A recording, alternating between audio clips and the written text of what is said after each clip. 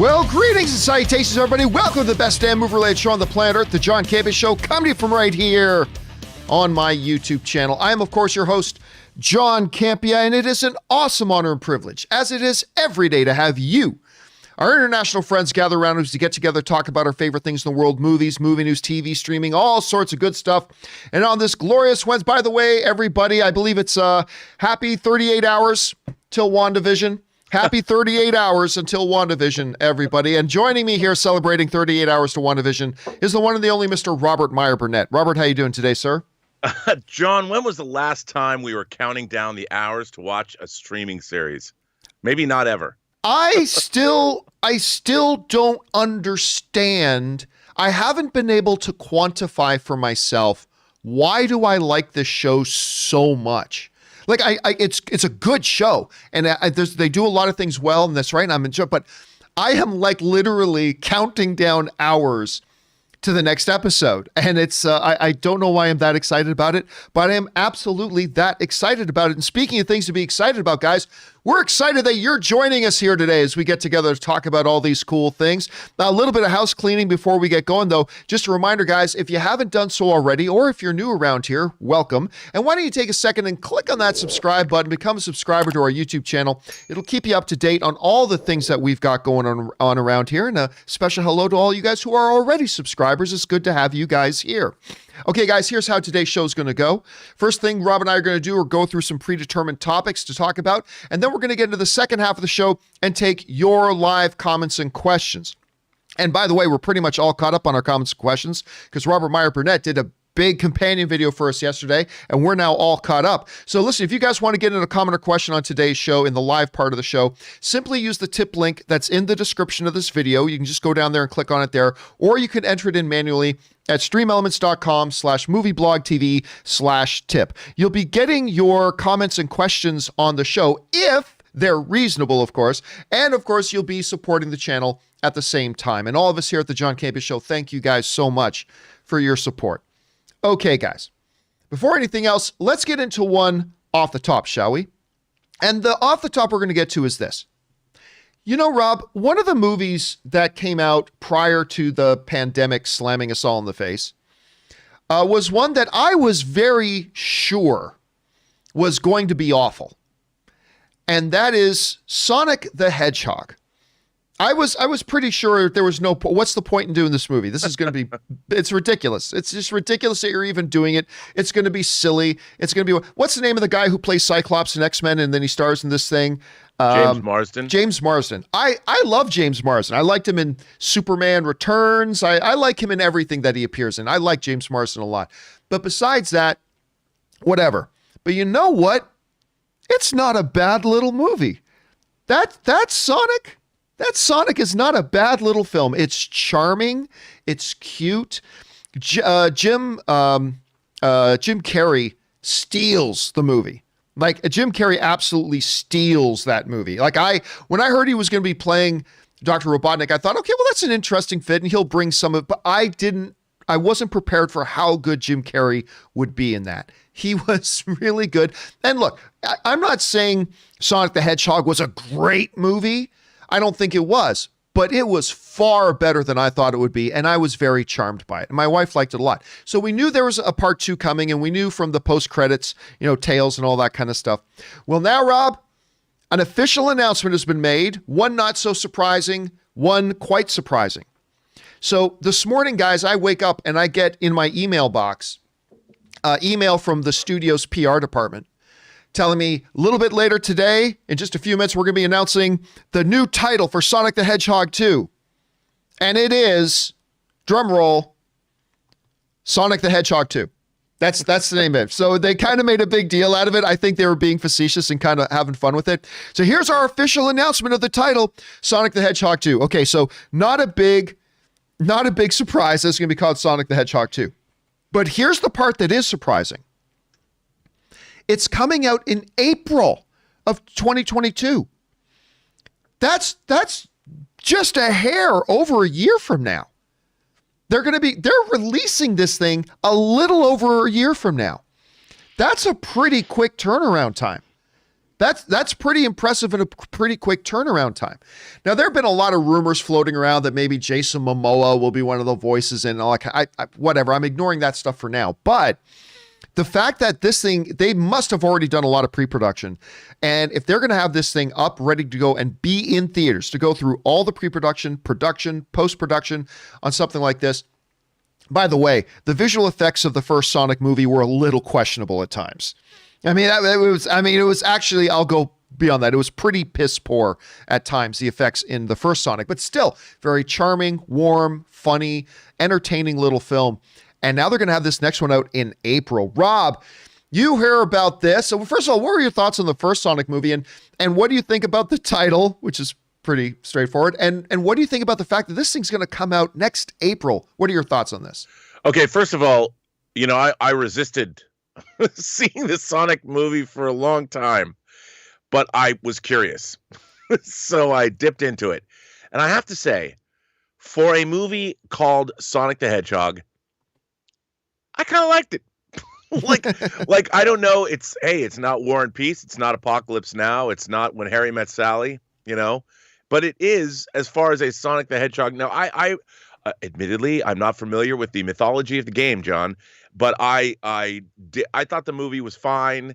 The performances, Jim Carrey, obviously, I mean, the guy was committed, and well, what are you going to say?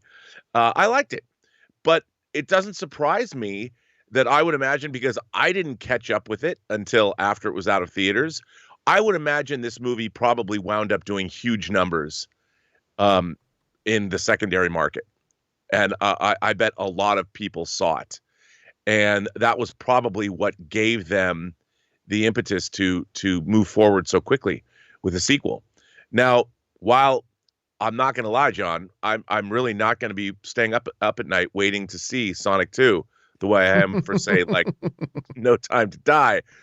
But I think for those people who are fans of Sonic and who enjoy the movie and the game, I think it's a good thing. If the movie did well and it was a crowd pleaser, bring on another one. Why not? That's what you do. We got people in the live chat here coming up some other alternative titles. Sonic 2, the 2 Hedgehog. Where's 2 Sonic, the 2 Hedgehog 2. So putting some alternate potential titles there, taking some inspiration from Fast and the Furious, I suppose. So you got some. What about Sonic dropping a deuce? Maybe that. We got 2 Hedgehogs, 2 Sonic, 2 Furious. We got some good ones coming in the live chat there, guys. Well done. Anyway, the question here, guys, is what do you think about this? Again, April. I would have thought maybe late 2022, maybe early 2023, but this thing's apparently coming out in April. What do you guys think about this? Jump on down to the comment section below and let us know your thoughts. Okay, guys. With that down, let's get into our main topics today. And how do we select our main topics here on the John Campea Show? Well, it's really rather simple. You see, you guys come up with the main topics. Whenever you come across a big story, issue, or topic that you think we should have as a main issue here on the John Campea Show, simply go on over anytime 24/7 to www.thejohncampeashow.com/contact. Once you guys get there, you're going to see a form. Fill it out with your topic or question. It's totally free. Hit submit, and then maybe, just maybe, you might see your submission featured as a main topic here on the John Campea Show. With that down, let's get into main topic number 1. And our first main topic today gets submitted to us by Raza Hyder, who writes, "Hey, John. After some spin-off series, a 1985 sequel, and Disney's 2013 prequel, Oz the Great and Powerful, it seems that we'll be getting a remake of the beloved 1939 classic, The Wizard of Oz. Deadline has reported that Watchmen director Nicole Kassell is set to reimagine the wonderful world of Oz for New Line and Warner Brothers. On a list of films that shouldn't be remade, The Wizard of Oz is very much on there. What do you think of a remake of the classic that has been cemented in Hollywood history for nearly 82 years?" All right. Thanks a lot for sending that in, man. And yes, Nicole Kassell, we were just talking yesterday, Rob, about one of the writers of the Watchmen series. getting picked up. And now the director of that series, Nicole Cassell, has been picked up to do this reimagining, if you will, this remake, if you will, of Wizard of Oz. This is what comes to us from the folks over at Deadline who write, that's Nicole Cassell, her selection follows an extensive director search by New Line and Warner Brothers to find a visionary filmmaker to reimagine the wonderful world of Oz. They liked what they saw in how Cassell acted as a meticulous world builder in overseeing every step of the Watchmen production, setting the show's striking visual tone with no detail overlooked and weaving visual cues from the panels of the comic into the series as delicate Easter eggs for fans. Cassell also demonstrated the ability to adapt challenging materials, breathing new life into DC's revered and notoriously difficult to adapt graphic novel. So that comes to us from the folks over there at Deadline. All right, let's address the first part of this before we get into the specifics. You know, one of the things Raza writes is, this is a movie that should not be remade. There are numbers of films that shouldn't be remade. This is one of them. This is a film that shouldn't be touched, shouldn't be remade, all that kind of stuff. You guys know basically my basic philosophy of remakes. There's no reason not to do remakes. It's just that simple. If you do a remake and it's good, great. We have a new film that we like in our library. If it's bad, oh well, it's a bad movie just like any other bad movie. We'll forget about it and it doesn't affect the existing thing. And there have been wonderful, fantastic remakes. Look, True Grit was, I contend, some people disagree, I think True Grit with the dude was better than the original. The Departed by Marty Scorsese maybe wasn't better than the original Infernal Affairs, but it was good enough to win Best Picture at the Academy Awards and win Marty Scorsese his first Best Director award. I contend that George Clooney and Brad Pitt and Matt Damon's Ocean's 11 was better than the original Sinatra one. That's a remake. Dawn of the Dead, Rob. A lot of people like the remake of Dawn of the Dead. 3:10 to Yuma is another great example of a Western that I thought was better than the original with Russell Crowe and Christian Bale. Dread with Carl Urban, I contend, was better than the Stallone version. A Star is Born has been remade several times. Rob, it just got nominated for Best Picture at the Academy Awards, won a couple of Academy Awards. Pete's Dragon. You know, you think of this beloved Pete's Dragon. Guess what? They came out with another one. I thought it was great. And that's not even touching on all the classic remakes that we was talking. The Fly was better than the original. Scarface was better than the original. The Thing, John Carpenter's The Thing, was a remake. But Rob, what I often hear is when we're talking about remakes is people will say, well, then it'll ruin the original. It takes away from the original. Really? You remember, Rob, about 5 or 6 years ago, they did that Point Break remake? Remember that? Did they? Yeah. Did they? Did they really? Did they really? But here's the thing. You say Point Break, what do you think of? You think of Keanu Reeves and you think, right? This horrible bad remake they did took nothing away from the original remake. Rob, when you think of Ben-Hur, do you think of that monstrosity that came out like 4 years ago? No. It didn't affect the all-time classic status and belovedment of the original Ben-Hur. Rob, when you think of The Fog, do you think of that abysmal Tom Welling version of The Fog? No, that's not where your mind. Nobody thinks about that. It easily gets forgotten. What about Flatliners with Diego Luna? Do you not think of Kiefer Sutherland and Oliver Platt and Julia? Total Recall, John. What do you think about when you think of Total Recall? See, Total Recall, you're immediately to Schwarzenegger things, right? Here's the thing. I have never heard a legitimate argument about why a remake shouldn't be done about something. Because only good things can come out of it, nothing bad. If it's a bad movie, then it's like any other bad movie. It fades away into obscurity. We forget about it. And I think this list of films, it proves it never takes away from the original. They never take away. What do you got a counter to that? I have something that I object to about these originals. I mean, What's these that? remakes. The remakes. These remakes diminish or take away. They take away the talent and the resources to make an original vision. And I understand that Hollywood is very risk averse. So recycling IPs seems like the smart move, the smart play. But as you so graphically just illustrated, 90% of the remakes that are made are a complete waste of time that don't make any money. They don't take the places of the original. But what they do is prevent, or they take away, if one of those movies was an original film, it might have established a brand new IP that could have been something that would endure for another 20, 30, 40 years that they'll remake. And I do think that a lot of these remakes, especially the remakes of the last 10 years, I can think back because there's the trifecta for me of genre remakes. Philip Kaufman's Invasion of the Body Snatchers, John Carpenter's The Thing, and David Cronenberg's The Fly.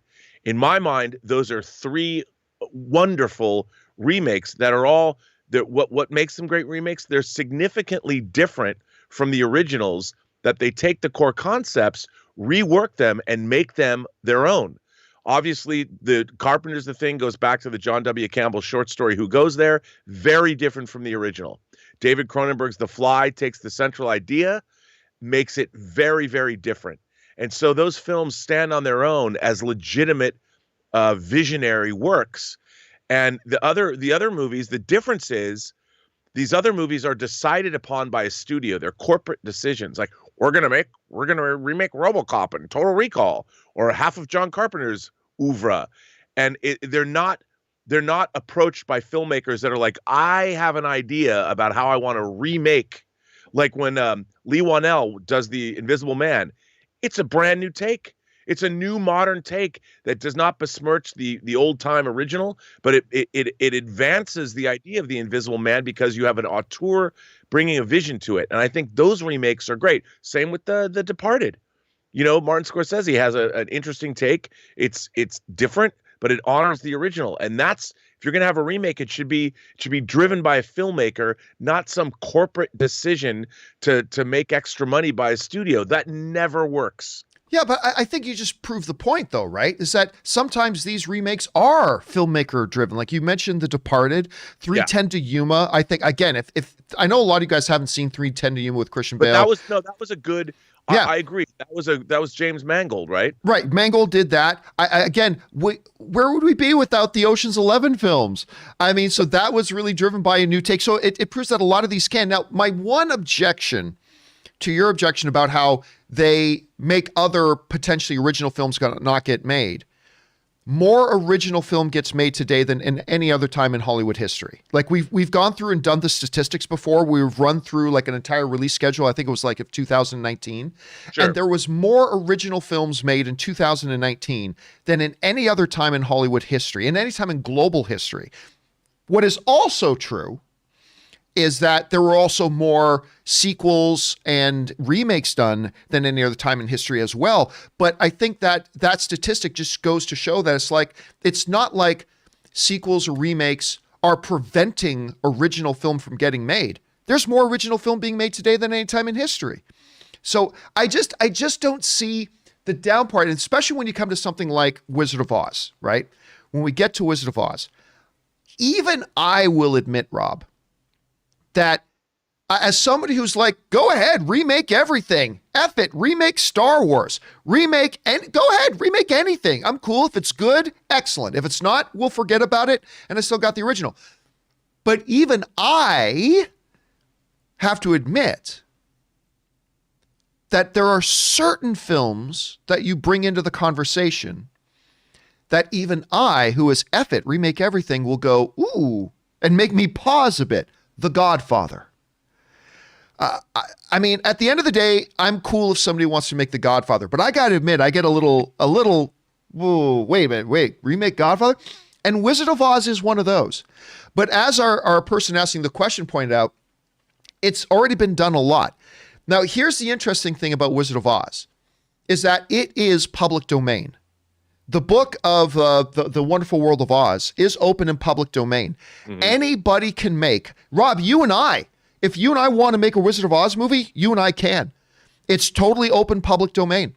So anybody can make a Wizard of Oz movie they want. Here's the catch, though, and Rob, you and I have explained this to people before, is that Warner Brothers' original classic Wizard of Oz, which is in the Warner Brothers library right now, they introduced some things, like, for instance, the ruby red slippers, not in the book. The ruby red slippers are not a part of the original book of The Wonderful World of Oz. That's something that Warner Brothers added in their classic Judy Garland version of it. So if you and I wanted to make a Wizard of Oz movie, we can do anything that's in the book, but we can't use the ruby red slippers because that belongs to Warner Brothers. You see what I'm saying? But here's the neat thing. So that's why when you go back and watch that James Franco Wizard of Oz movie that Sam Raimi did, by the way, I got a kick out of that movie. I kind of like it. It wasn't great, but I kind of liked it. But that wasn't done by Warner Brothers. They couldn't use ruby red slippers. They couldn't use a number of things that were in there, but they could do everything else. The interesting thing here is that this is New Line, which is owned by Warner Brothers, which means everything that was in the original book they can do because it's public domain, and anything that was in the original movie can also be done because it's owned by Warner Brothers, which is kind of interesting. So I'm kind of the mindset here that, like I do with most, I admit that hearing Wizard of Oz remake, maybe my back gets up a little bit.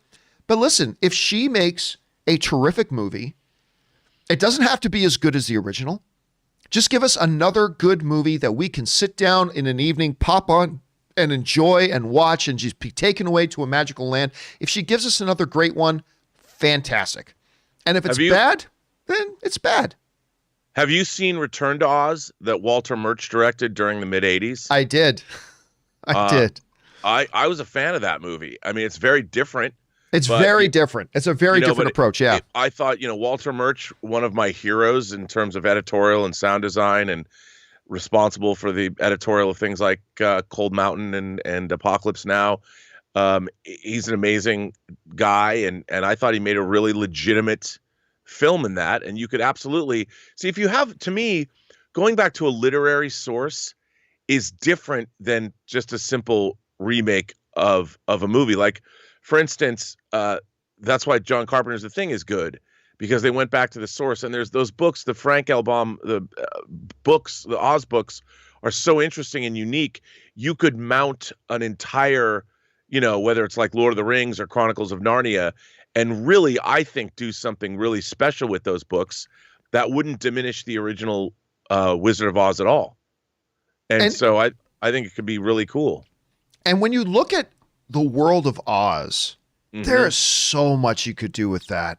I mean, it's such a magical, wonderful, incredible world. And I just think it's it'll be interesting to see what they're able to bring. And again, with Nicole, if she can bring some of that sensibility and that world building that she brought to Watchmen, if she can bring that into Wizard of Oz, it could be a win, or it could be a complete unmitigated disaster.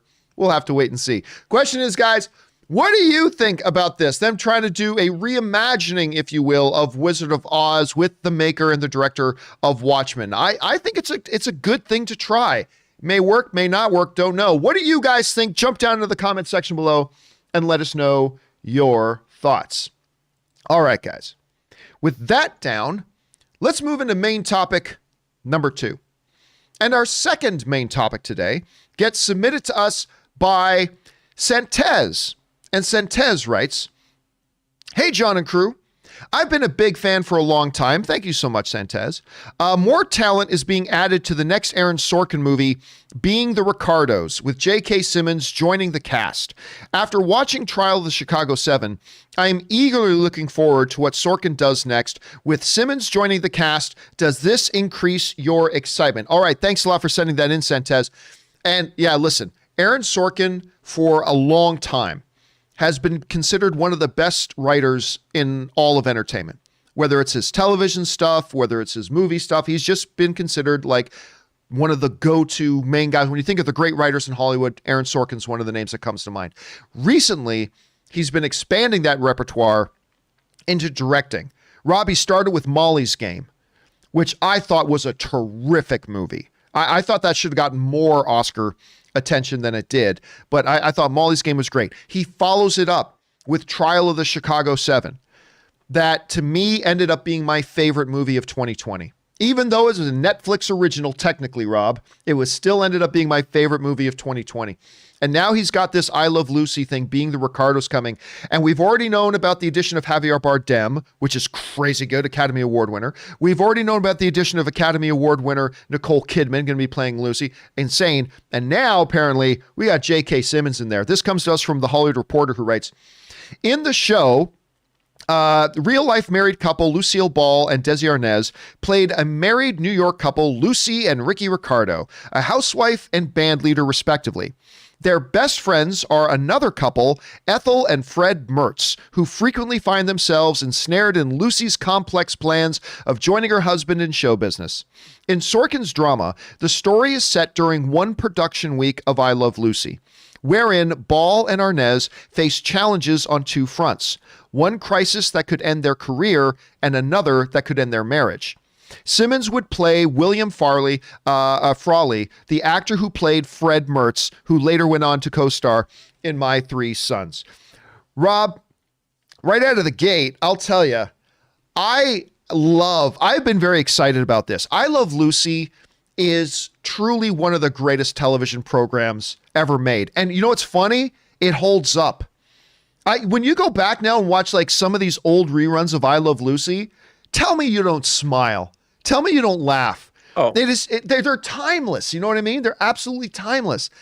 And so I love the idea of the show in general, or the idea of this movie in general. I love it. Aaron Sorkin is doing it. I love it. Javier Bardem as Desi Arnaz and Nicole Kidman as Lucille Ball. Love it. And now you're adding as Fred next door, J.K. Simmons. dude. Are you kidding me? This is incredible. I am seriously, my excitement level is approaching, not quite there yet. My excitement level for this project is approaching Godzilla versus Kong levels. I'm actually so psyched to see this movie, and it just keeps getting better and better, the sounds of it. Rob, you heard about this whole thing. Well, first of all, what do you think about the project as a whole, and what do you think about the addition of J.K. Simmons? First of all, I love this project as a whole. I think Javier Bardem and Nicole Kidman are going to kick it out of the stadium. And I think that Aaron Sorkin doing it, I can only imagine the pitter-patter, rapid-fire dialogue. It's going to be tremendous. The casting is delightful. And I just want to point out that Lucille Ball is directly responsible for the existence, John, of Star Trek. So, I remember hearing about that. I would love it if, Desilu Studios, she loved Star Trek. If it wasn't for her behind-the-scenes maneuvering, Star Trek wouldn't exist. And I do hope that Aaron Sorkin gives a nod to that, because I would love it if in the movie she walked onto a recreation of the bridge and they cast people as all the characters from the original series. Well, remember though, they did say the whole movie is going to take place during a 1 week period. During a particular, so probably not going to see a lot of maybe a reference or something would be kind of cool. What do you think about the addition of JK? Dude, I love him. Love him. I mean, how do you not love that guy? I watch his TV commercials on YouTube. You know, the one, dun, dun, dun, dun. What is it? I don't even know the name of the company. We've seen some things, so you have seen some things, or whatever the hell he says. I love Farmers Insurance. We are farmers. We are dun, dun, dun, dun, dun, dun. Yeah. Love it. I even love those. Question is, guys, what do you think about this? First, I know a Lucille Ball movie is not really everybody's cup of tea, but I am personally very excited about this. I think the addition of J. Jonah Jameson is fantastic. What do you guys think about it? Jump on down into the comment section below and let us know your thoughts. Okay, guys. With that down, let's move into our third and final main topic today. And our third and final main topic today gets submitted to us by Heath Walton. And Heath Walton writes, "Hey, John, love the show. Thank you so much, Heath. With Zemo being a major player in Falcon and Winter Soldier, it got me thinking. That's always dangerous. He killed T'Challa's father, and T'Challa stopped him from killing himself. There's also a connection now between Bucky and Wakanda. They started filming the show a while ago. Is there any chance at all that we could see Chadwick Boseman appear, even for a brief cameo? Thanks, and may you live filthy and prosper. All right. Thanks a lot for sending that in, Heath. And, this is one of those situations where I can tell, I haven't been able to find it, but I can tell in some popular chat board or some other outlet must have written this theory, because in one day I got a bunch of emails from people, Rob, asking me basically the same question. What do you think the chances are that Chadwick Boseman cameos in Falcon and Winter Soldier? It's like, these all just came out of nowhere. So somebody somewhere is talking about this. Anyway, so there's this theory going around that maybe we see Black Panther in Falcon and Winter Soldier. And it's actually not a ridiculous theory. It's not, because there are pros to why you might believe that we could possibly see Chadwick Boseman pop up in a cameo in this movie, but there are also cons. And we're going to get to both of those right now. Let's talk about the pros for a second, about this theory, about why we maybe could see Chadwick Boseman pop up in Falcon and Winter Soldier. Pro number one, the production started on Falcon and Winter Soldier almost a year before Chadwick Boseman died. 10 months. Production on Falcon and Winter Soldier started in October of 2019. That's weird when you think about it, but we got to remember Falcon and Winter Soldier was supposed to come out a long time ago, but they went into production on Falcon and Winter Soldier in October of 2019. Of course, Chadwick Boseman didn't tragically pass away until August of 2020. There is a 10-month period there between when they started shooting this and when Chadwick Boseman passed away. So when you look at the timing of it, it is theoretically possible that Chadwick Boseman could have gone in there and done a cameo of some sorts for the series. It's possible. Also, as you mentioned in the email, narratively, a Black Panther T'Challa cameo makes sense because Black Panther has a very strong connection to Bucky. Bucky, when the world still wanted to arrest him, he had refuge in Wakanda. Of course, when everything was going down in Infinity War, Black Panther went and said, it's time to bring Bucky back into this fight, gave Bucky his brand new shiny metal arm. So there's clearly a connection between that. Also, from a narrative point of view that makes it make sense, is, as you mentioned in the email, the connection between Black Panther and Zemo.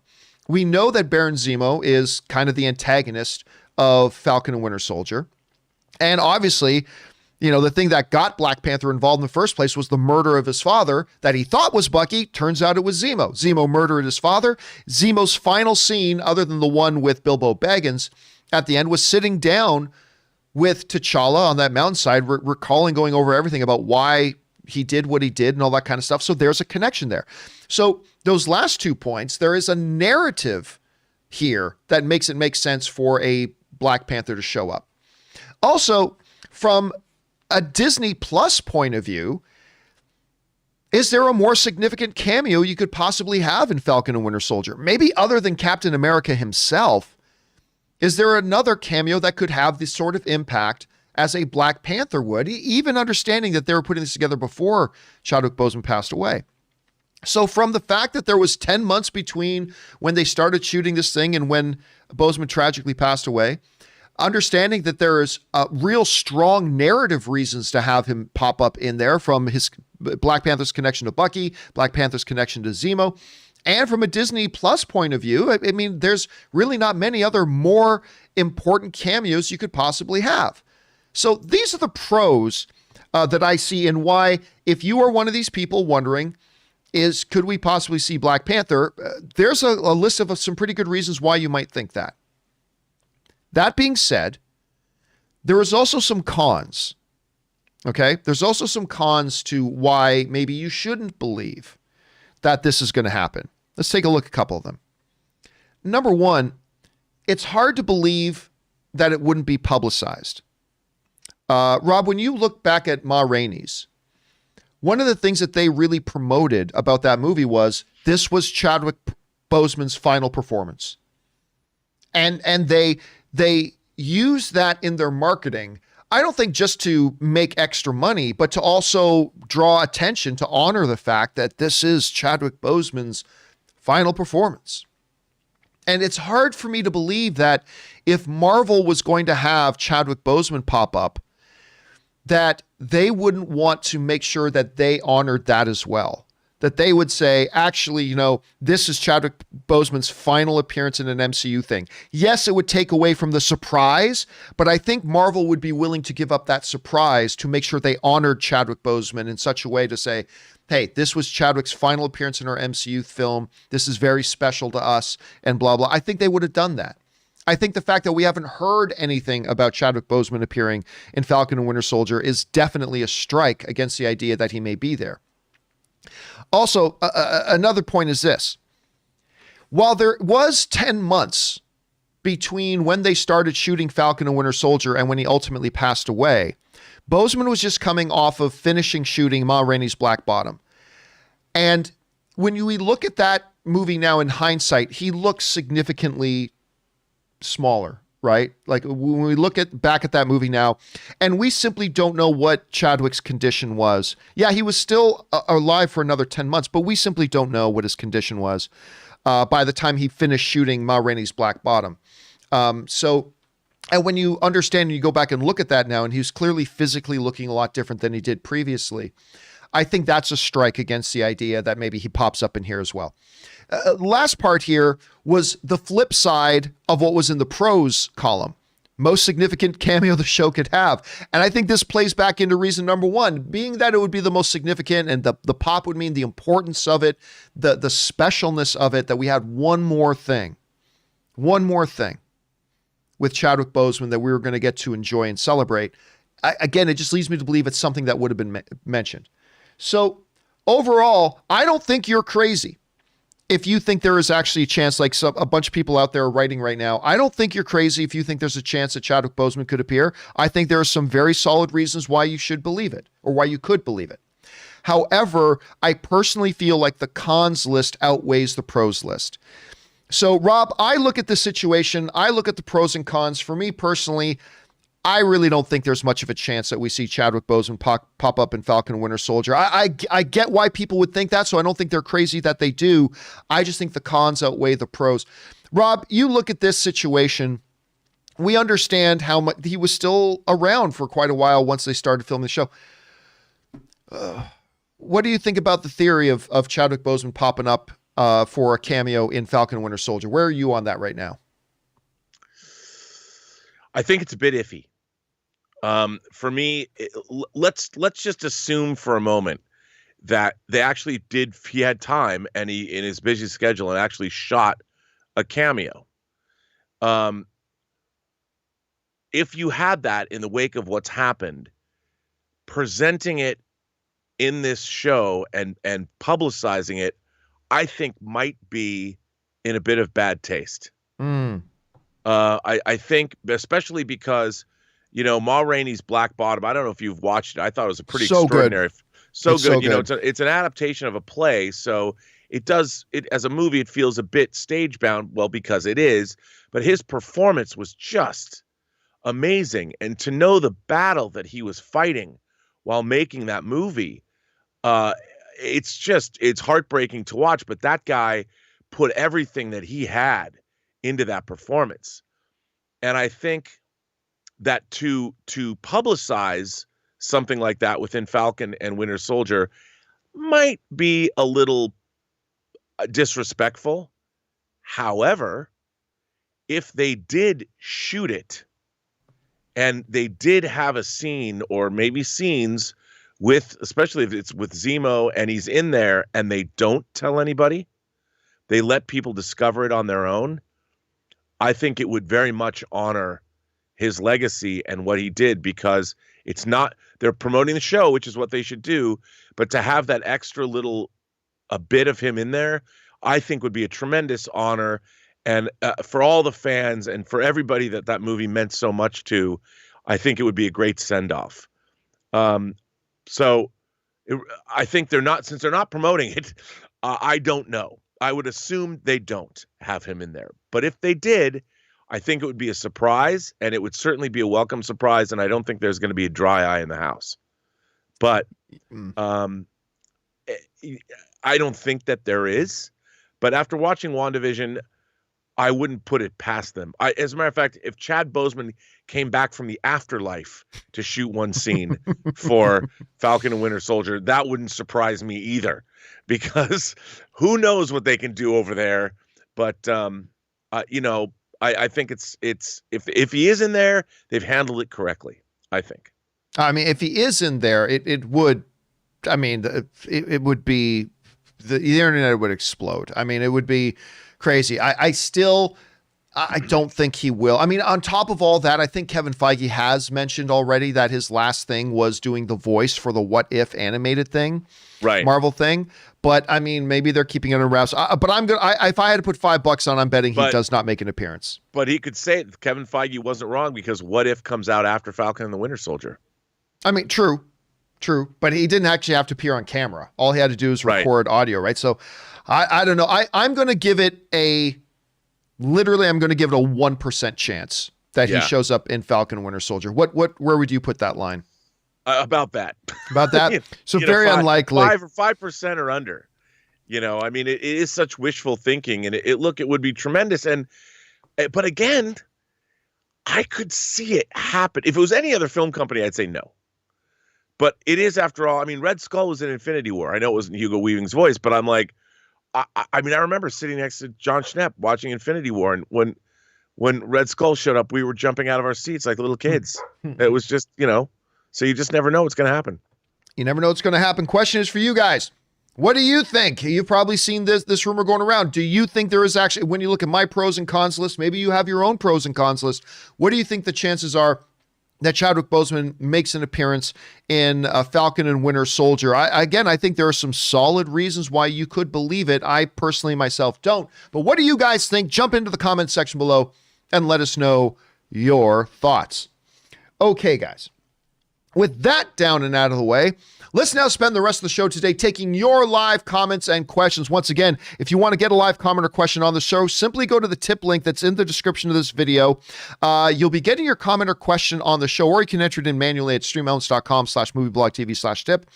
You'll be getting your comment or question on the show if it's reasonable. And of course, you'll be supporting the show at the same time. And again, all of us here, thank you very much, guys, for your support. Okay, let's go on over and start getting to it now. We're going to get things picked up here with Tim Amaro, who writes, here's a WandaVision theory. Happy 31 hours. Or no, what was it? What are we at now? 35 hours? Oh, whatever. It's cutting down.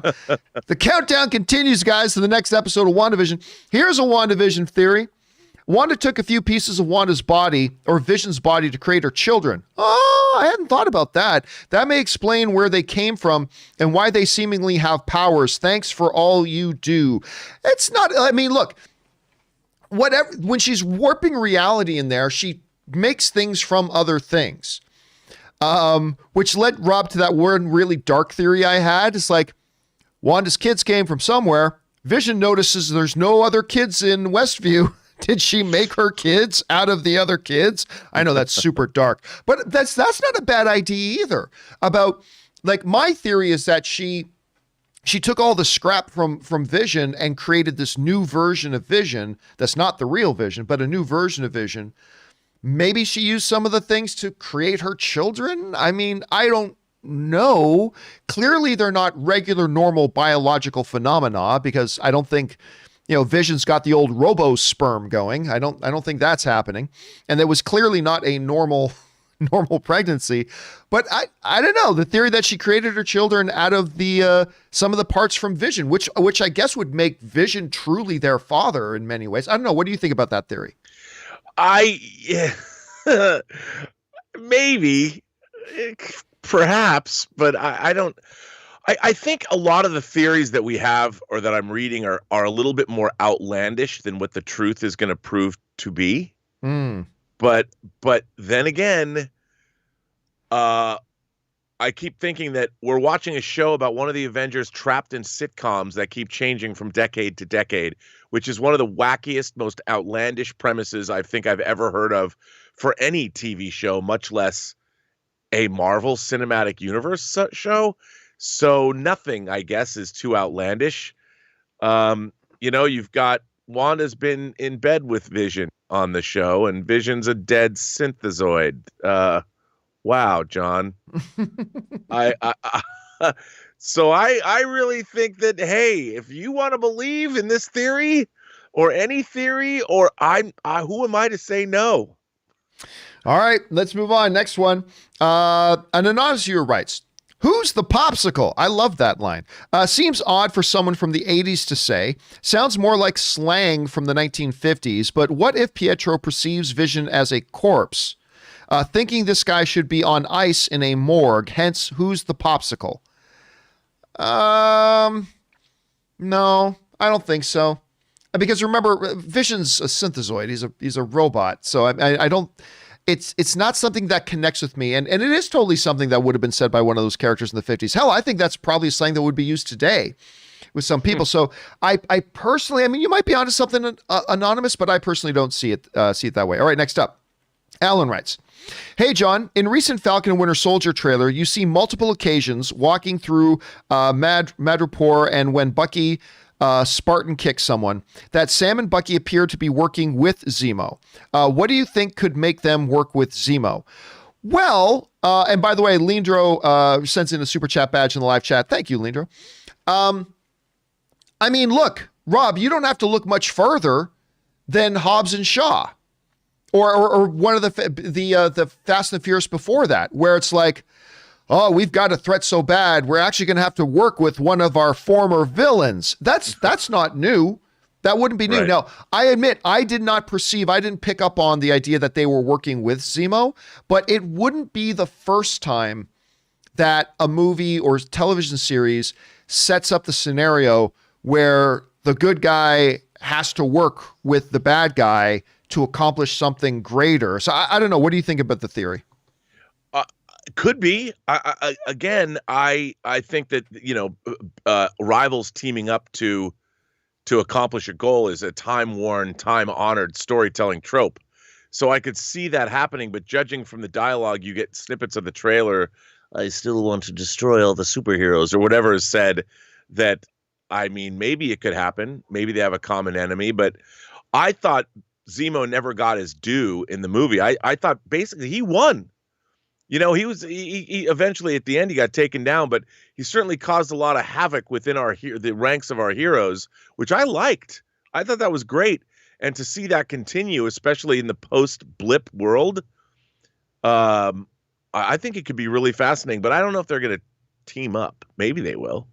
I mean, it could be, because remember, like, U.S. Agent is kind of set up to be like the villain. I mean, Zemo. But by the way, while I love Captain America: Civil War, I thought Zemo was a useless character, because if you actually sit down and look at the narrative, they were going to end up at that spot regardless if Zemo did any of the stuff that he did. I mean, I think like the Sokovia Accords were coming one way or the other, blah, blah. But you're right. I don't think he got his due.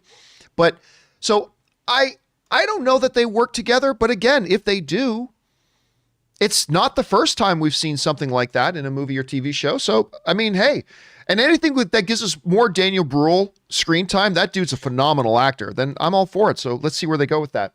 All right, next up, Mr. Hobbitino writes, "I think somebody is influencing Wanda to use her powers on a subconscious level. A town with no children keeps chanting for the children, and Wanda becomes pregnant. Keep being asked about her brother, and a brother shows up. Agnes, just as she needs." I mean, again, I'm at the place right now that I still believe Wanda is very much, to a degree, in control, but I no longer think she's the only one in control. I think there is another influence. I think you're absolutely right about that. There is another influence. Wanda is clearly making some bad decisions on her own, though, that she doesn't get to make excuses for. But aside from that, I think you're right. At this point, there's another force there, whether that's Mephisto. Some people, Rob, think it's Galactus, which I think is a little far out there, but I've seen that theory around a lot, that it's Galactus. Some people think Dormammu, Dormammu's back and he's doing this. I'll go, it's not his standard operating procedure when you look back at Doctor Strange. That's not how Dormammu works. Maybe it's Mordo. Maybe who knows? I don't know. And some people like that other theory that came up the other day, Rob, that maybe it's the Mind Stone itself.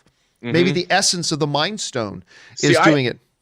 Somebody said that on our show. You read Yeah. something that now I like this the most because if you think about it, if there's an entity like a person, even if it's Mephisto, by doing this, it's not like this was done in a clandestine manner. Whatever, this is the most ostentatious, attention-grabbing shenanigans that you could possibly mount in the Marvel universe, and you're doing it with an Avenger.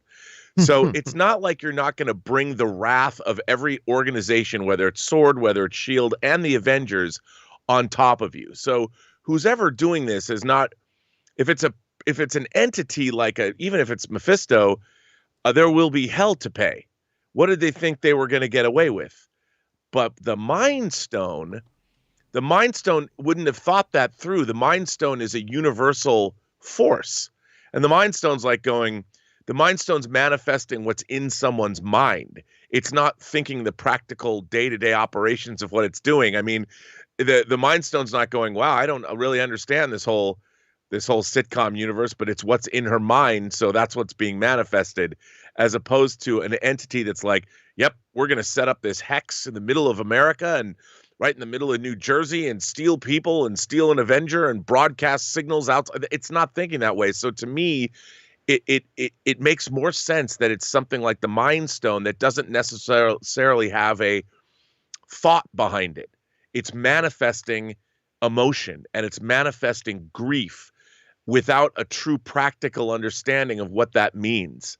So whereas an actor, I mean, a bad actor like a Mephisto or even Dormammu or something I don't think would do this. You know, Dormammu or Mephisto's not going, you know what, I'm gonna set up a thing in New Jersey, and we're gonna make it look like all the sitcoms from the 50s to the 2000s, and I'm gonna stick Wanda in there. I just don't think Mephisto would do that. I think there's other ways that Mephisto would work that make more sense. Whereas the Mind Stone isn't thinking in those kind of terms. It's just manifesting the thought in her mind, in her grief-addled mind. Right. Yep. And again, I kind of like, it gets to that point where the doorbell rings. She goes, I didn't do that. And earlier in the episode, when it's asked, do you have a brother? She speaks in the present tense. She says, I do. She doesn't say I did, like she was talking in past tense with Monica. So it's interesting. I think we're going to find out a lot in 30-something hours, Rob. I think we're going to find out a lot in 30-something hours. You should put up a live countdown during the show. We should totally have a live countdown clock to the next. That's right. I'm going to work on that. All right. By the way, Captain Kirk 1978 sends in a super chat badge in the live chat. Thank you for that, Captain Kirk. I appreciate that, man. All right. Next up, Blue Jay writes, I wasn't sure in the beginning, but I'm more certain it's actually Peter from the X-Men films, just because something breached the barrier and then he appears at Wanda's door. Again, I think it's deeper than that. I don't think it is. Now, there are two prominent theories here. One prominent theory out there is that what we're seeing as Peter from the X-Men universe is actually Mephisto. The other prominent theory is it's actually the Peter from the X-Men films. I'm in the minority that I don't think it's either of those. I don't think either of those make a lot of sense to me. But again, I'm saying that after watching 5 episodes. I don't know that I'm going to be saying the same thing after I watch 6 episodes. So we'll find out, Blue Jay. We'll find out. All right, next up, Mr. Harbatino writes, one of two. Theory. While trying to remove the Mind Stone from Vision, Shuri already another power source in mind to replace it. But because of the way it was violently removed, part of Vision's mind was damaged. They need the brain pattern from somebody else. Enter Simone Williams. Well, here's the problem with that. I've heard, Rob, a lot of people proposing a lot of different things, going all the way back to Infinity War as Shuri was trying to take out the Mind Stone, right? Everything in that movie, everything in that sequence, the implication was clear. There was no getting 90% done. When you watch the movie, it's clear what Shuri is saying. This has to be completed or it's zero. It's either 100% done or it's 0% done. That's why when things were starting to go bad, she couldn't say, okay, well, just good enough with the transfer we have with thing. I'll get back to this later. No, she tried to stick in there to finish it because it had to be done. And it wasn't. So There could be something to do that goes all the way back to the Shuri situation, but I actually don't think it is. I thought the Shuri attempt was a complete bust, and it simply didn't work, and it's off the table. I think. I don't know, but I think. Rob, what do you think about the whole Shuri part? I too think it's off the table. I mean, I think that with what they're going to do with Black Panther 2, obviously Shuri is a very important character and one of the more important characters in the Marvel Cinematic Universe. So I think they're going to use her. They're going to save her. They have to use her in a capacity where she's not diminished in any way, because she's become one of the most important people in Wakanda on many different levels. So I think, I don't know, man. I don't know. Yeah, it's again. Well, I think we'll have I think we'll have more of a solidified theory after we see episode 6. I think a lot of questions are going to get answered. Yeah, yes. All right. I just don't see her crossing over outside of whether it's the Wakanda TV show or Black Panther 2. Yeah, and you got to remember too, Shuri has literally herself only been back for 3 weeks. Remember, she was gone. She was snapped out of existence. She was gone. So, all right, let's move on now. Frederico Black writes, "Hey, John and Rob, who do you think was the closest to really beat Thanos? Wanda, Captain Marvel, or Thor in Infinity War? And second, who will be the leader of the Avengers whenever they assemble again?" No idea, because we don't even know who's going to be around whenever the Avengers assemble again. The answer, honestly, the question of who got closest, Wanda, Captain Marvel, or Thor, it's Thor. There's no debate. There's no question. It's Thor. Thor did beat Thanos. Thanos had to get the hell out of Dodge once Thor was going at him. He had to escape Thor. And Thor was literally 6 inches away from ending the story with Infinity War if he had only gone for the head. I mean, so theoretically speaking, he did beat Thanos. You know, that fight ended with Thanos on his knees, beaten, defeated, the Stormbreaker embedded in his chest, and then in a moment of distraction, opened up the portal, disappeared, and got away.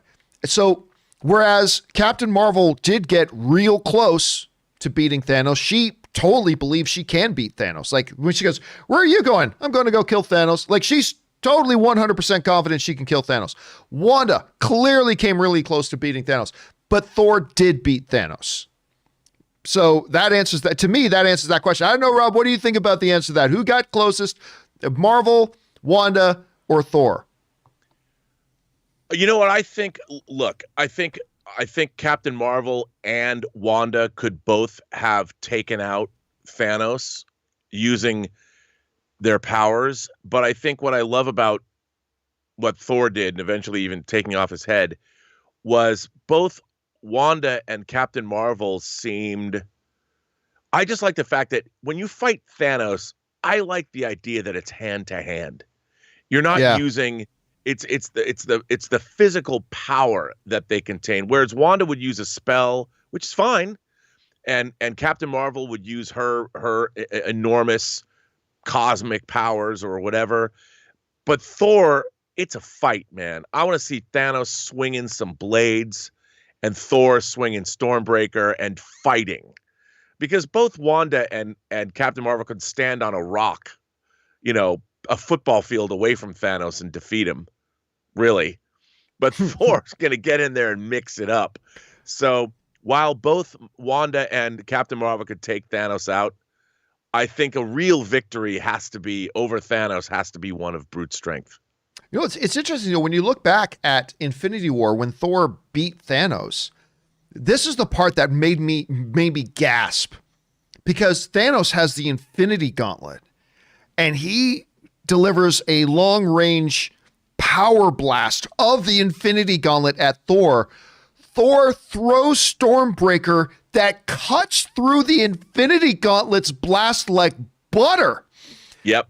From a distance, and boom, defeats Thanos. Beats Thanos, drops him to his knees. It's a TKO. He's out. But he should have gone for the head. He should have gone.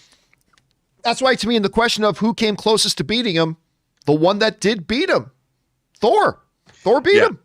Didn't beat him the way he should have. He should have gone for the head. But I mean, that's the way I look at it anyway. Thanks a lot for that, Federico. All right, next up, Isaiah Cam writes, "Hey, John, hopefully you read this outlandish theory I made for myself before episode 6 of WandaVision. Here we are. What if Red Skull is behind what's going on? Hear me out. What if he gains some comic abilities? I'm going to guess you mean cosmic. Hello, folks. What's the deal with airports?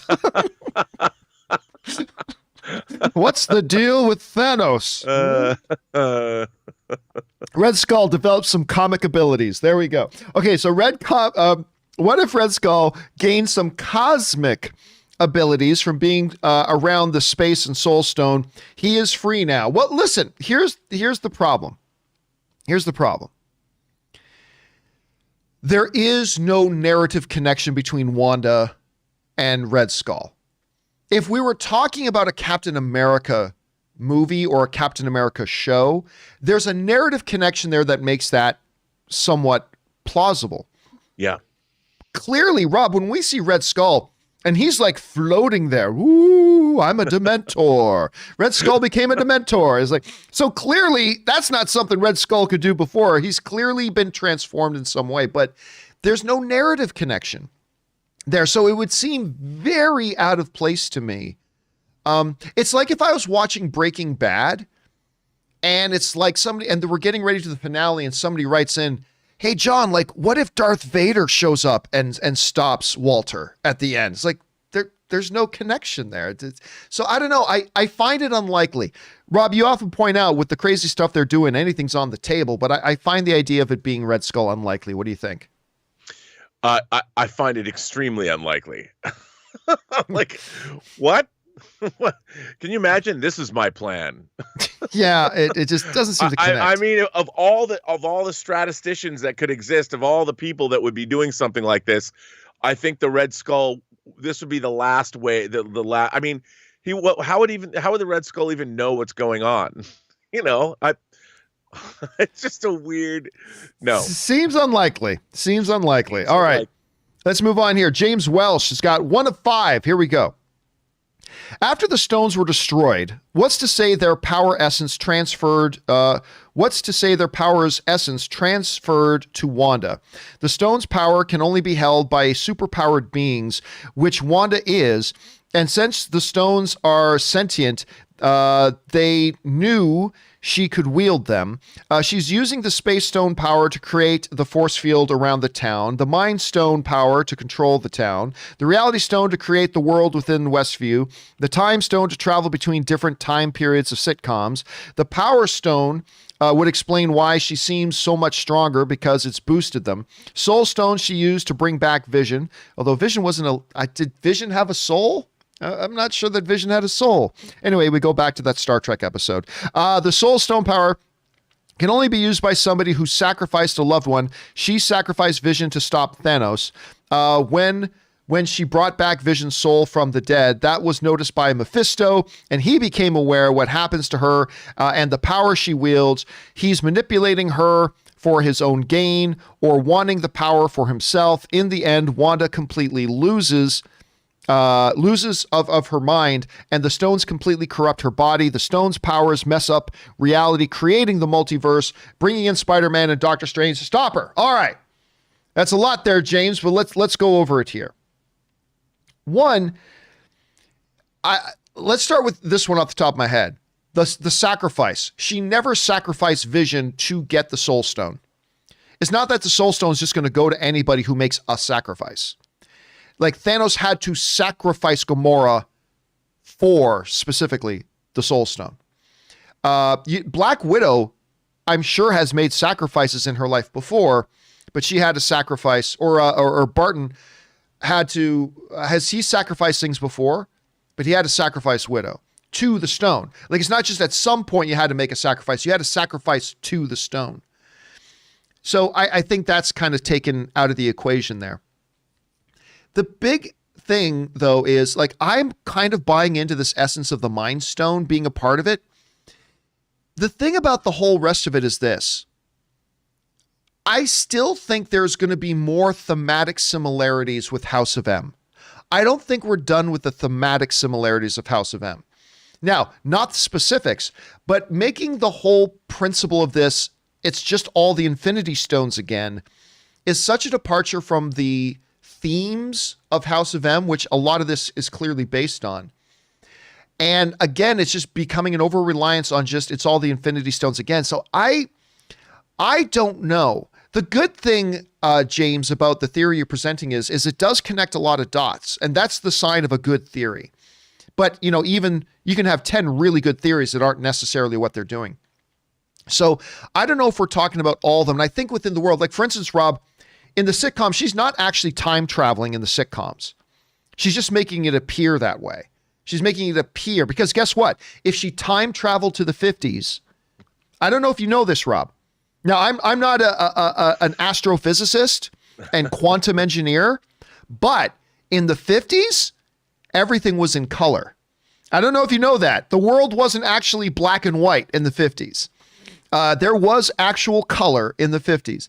So I don't think she's actually legitimately time traveling to the 50s or anything like that. No. So I don't know. But listen, I'll tell you what, James, if we start watching episode 6 and they start dropping hints about all the Infinity Stones being in play, I will remember you writing this. Like, I'm not buying into it right now, but if it turns out it is, you will go down in infamy, my friend. Remember, I don't know, Rob, what do you think about James's overall theory here?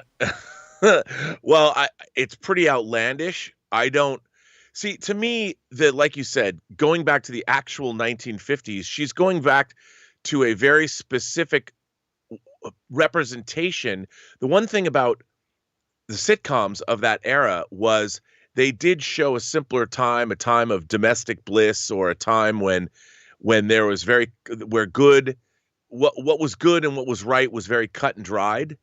And I think thematically, that's what Wanda's mind wants. She thinks back to growing up in Sokovia. She watched American sitcoms, and that was her happy place, in her mind as a little girl. And I think that someone's tapped into that and is utilizing that because that's why I believe in this Mind Stone theory, because the Mind Stone gazed into her, and it's much simpler than, say, going back in time or being displaced, because that's not what it is. It's a memory of something that makes her happy, and the memory happens to be childhood memories of her watching a sitcom. So it has nothing to do with the time in which that she exists in. It's about the memories of the things that put a smile on her face. I mean, if she liked going to the country fair and eating cotton candy, we'd probably be stuck in a country fair, but they didn't have those in Sokovia. What they had was American television because it was Sokovia. By the way, I should point this out because it went over some people's heads. Some people are yelling at me in the chat board saying, John, in color, I'm not saying.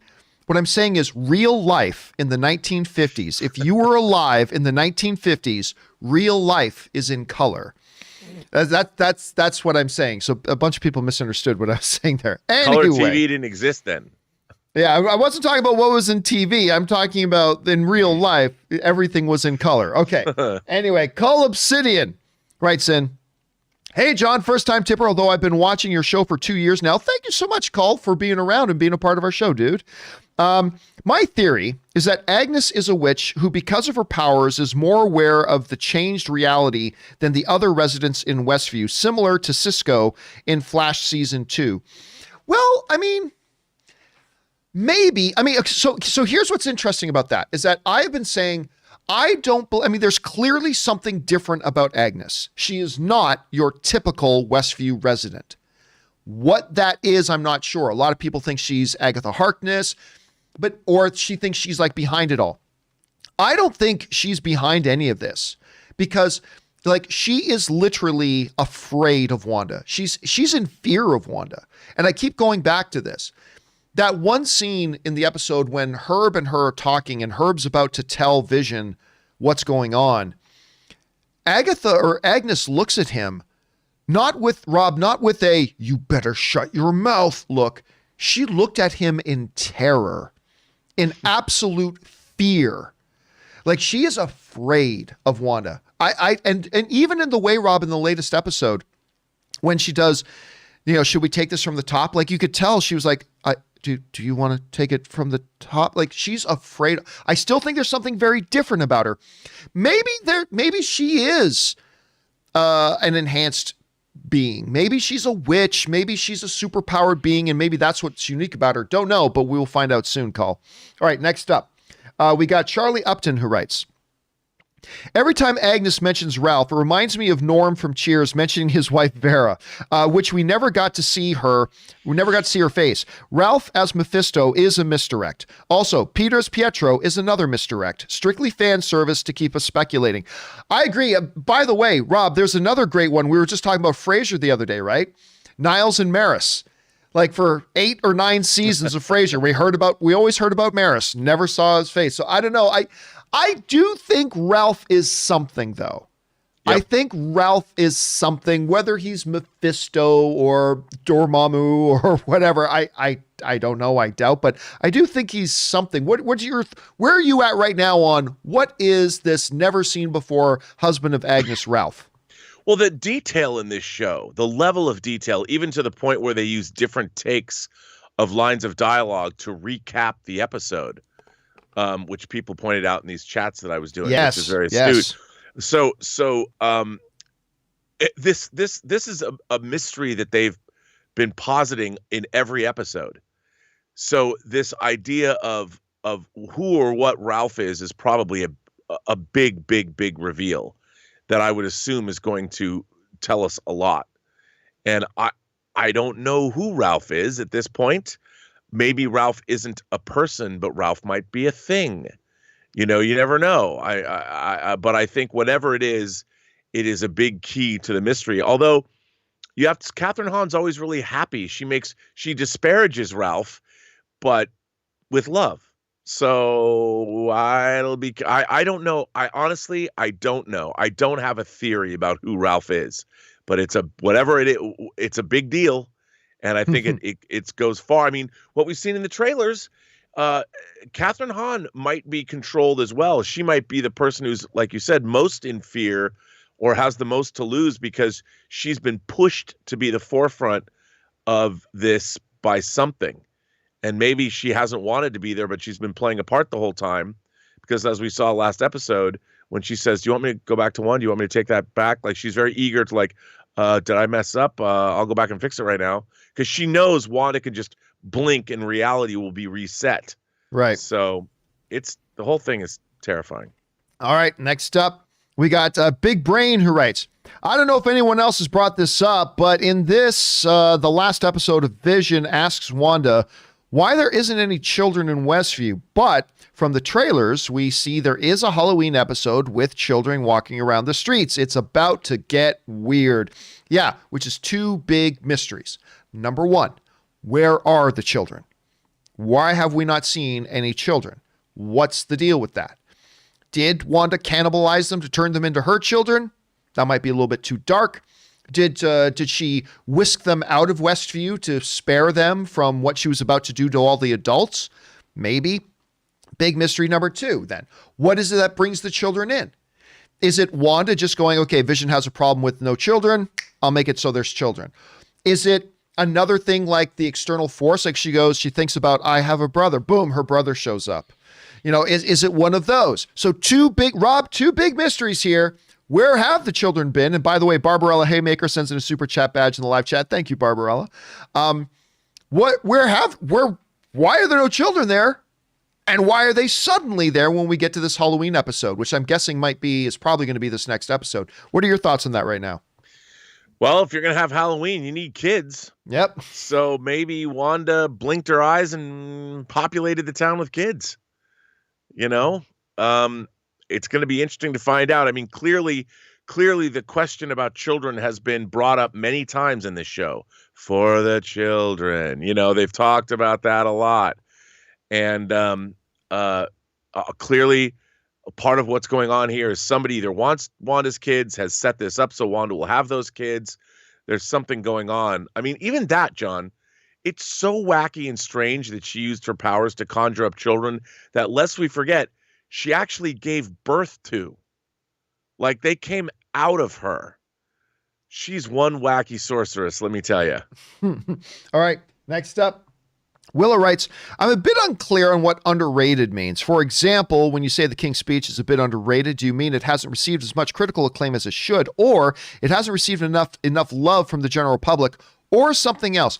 You know, I think I don't think there's any one true definition in film terms about what does underrated mean. I think there are two different things, Rob. I think there is underrated, and then I think there's underappreciated. And they're similar, but they're different.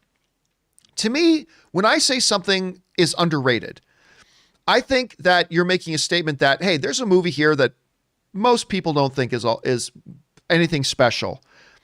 And I think it's absolutely fantastic. I think it is underrated. Underappreciated, say something more like, I don't know, what was a great movie, maybe Moonlight, right? That very few people saw. It was underappreciated. Very few people saw it, but the people who did see it loved it. It won Best Picture at the Academy Awards. You can't say it's underrated because the people who saw it loved it and it won Best Picture. It's not underrated, but maybe underappreciated because not a lot of people have seen it. I think the more accurate thing for me to say is that King's Speech is underappreciated. It won Best Picture at the Academy Awards. It is probably, Rob, you and I did with Cody, we did a best movie, worst movie episode dedicated to the best and worst of the Best Picture winners. And like mine was King's Speech. So I think it's probably more accurate. But yeah, when I think of underrated, I think of a film that generally speaking, most people don't have an appreciation for, and they should. And that to me is underrated. Whereas underappreciated is really more that nobody went to go see it. It didn't get the attention it should have got. Like everybody who saw it loved it, but I don't know. Rob, when you think about it, what does the term underrated mean to you? Well, I think something that's underrated is actually quite good. You know, it's something that's actually really, really great, but for whatever reason, its greatness isn't recognized because it's not something that people either watch or gravitate to. It seems perhaps maybe off-putting at first glance, and so it's dismissed. You know, it's dismissed without getting its due. And something that's underappreciated, like I say, like the King's Speech and Moonlight, they got all the accolades, but people look at the King's Speech as a lesser. They're like, well, this movie is just about a guy who stutters, even though it won Best Picture, so how good can it be? Because they haven't actually sat down to watch it. And when they watch it, they're like, oh, this is really, really good. But it was always really good. It's just people didn't recognize that. Where something that's underrated, it's dismissed out of hand. Or people do talk about it, and they're like, yeah, it's not that good. And for whatever reason, that something that's underrated is a movie that was seen but isn't given its due.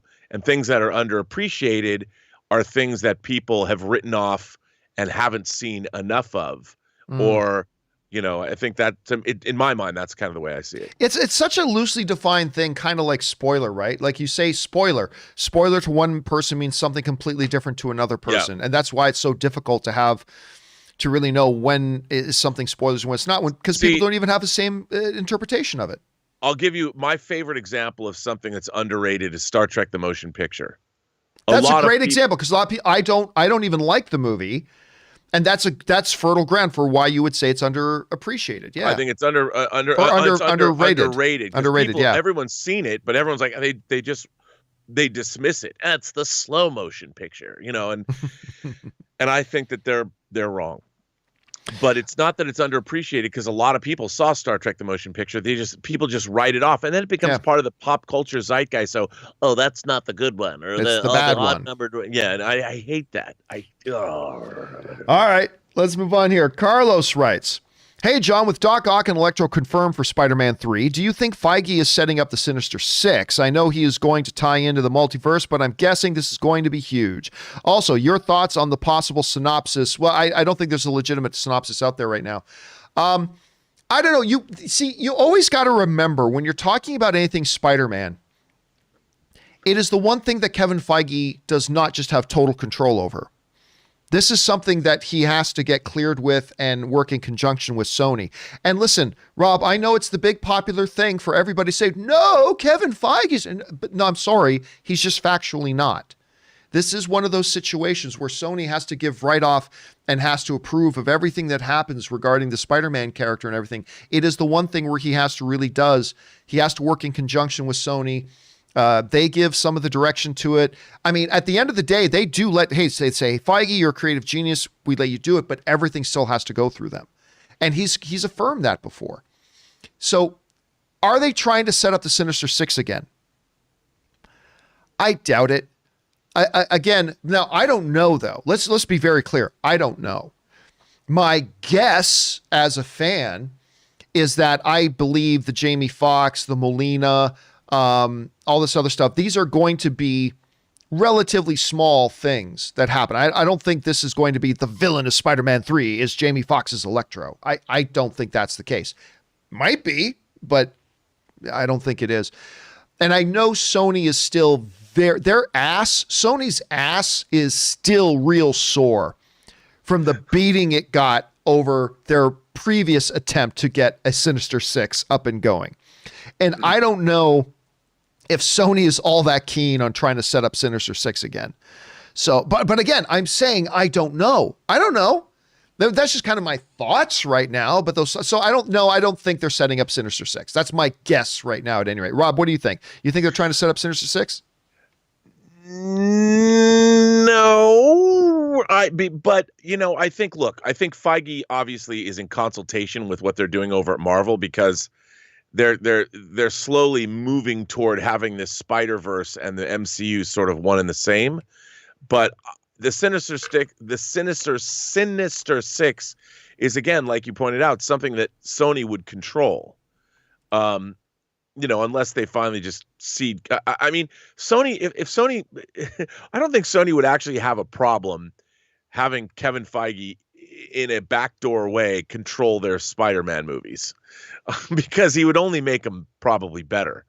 And yet they were going to set up a Sinister Six movie. They're putting all these pieces out there I think they might not even know exactly how they're going to utilize them, but they're bolstering up the entire Spider-Verse so they can be utilized by either side. I think both it behooves Sony and it behooves Marvel to make sure that whatever they're doing on the Sony side is good enough that it can be caressed into the Marvel universe if need be.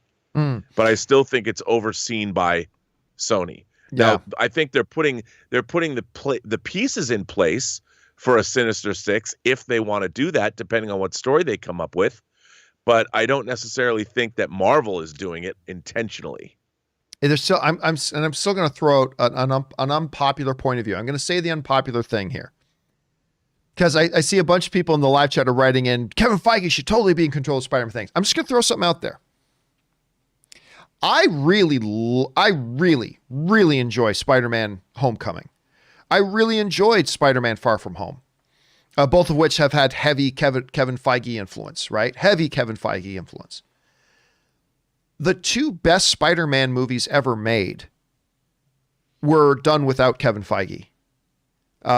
Spider-Man 2, directed by Sam Raimi, and Spider-Man Into the Spider-Verse. A movie that I poo-pooed on for a year before it came out, Rob. That was a movie I said for a year, this is going to be crappy. The first trailer for Spider-Man Into the Spider-Verse came out. I said, I don't even like the animation style. That looks too weird. I didn't think it was going to be any good. And it was my third overall favorite film of the year. I thought it was the best comic book movie of the year. I thought it was better than Black Panther. I thought it was better than Infinity War. I loved it. So, I mean, the two best Spider-Man movies are ones that have been done without Kevin Feige. No diss on Kevin Feige. I love Homecoming and Far From Home. I do. But it's just a lot of people seem to think that Sony doesn't know how to make a good Spider-Man movie. I'm like, really? Spider-Man, Spider-Man 2, the first Amazing Spider-Man, Spider-Man Into the Spider-Verse. They also made Spider-Man 3 and The Amazing Spider-Man 2. Yeah, they did. No taking that away, but just something to think about. All right, next up.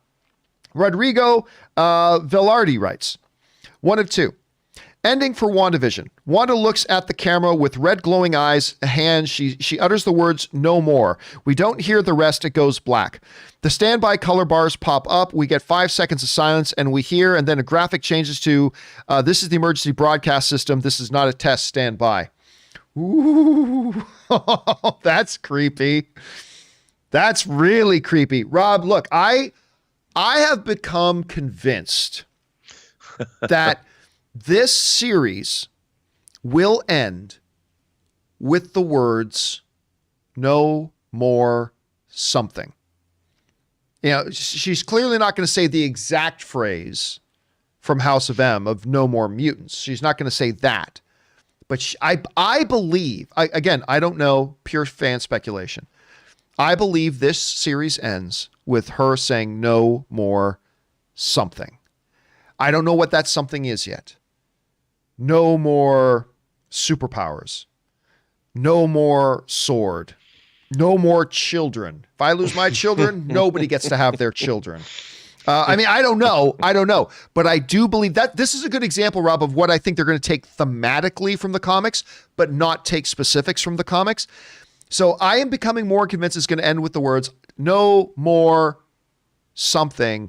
And then I love that idea of the please stand by. I don't know. That sounds kind of cool. I don't know, Rob, what do you think about that?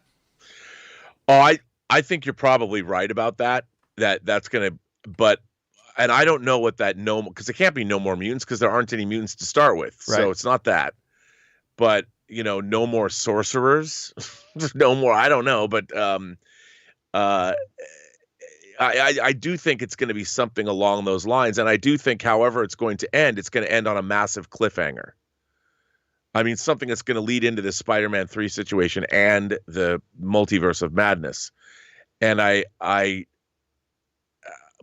it's going to end unpleasantly for Wanda.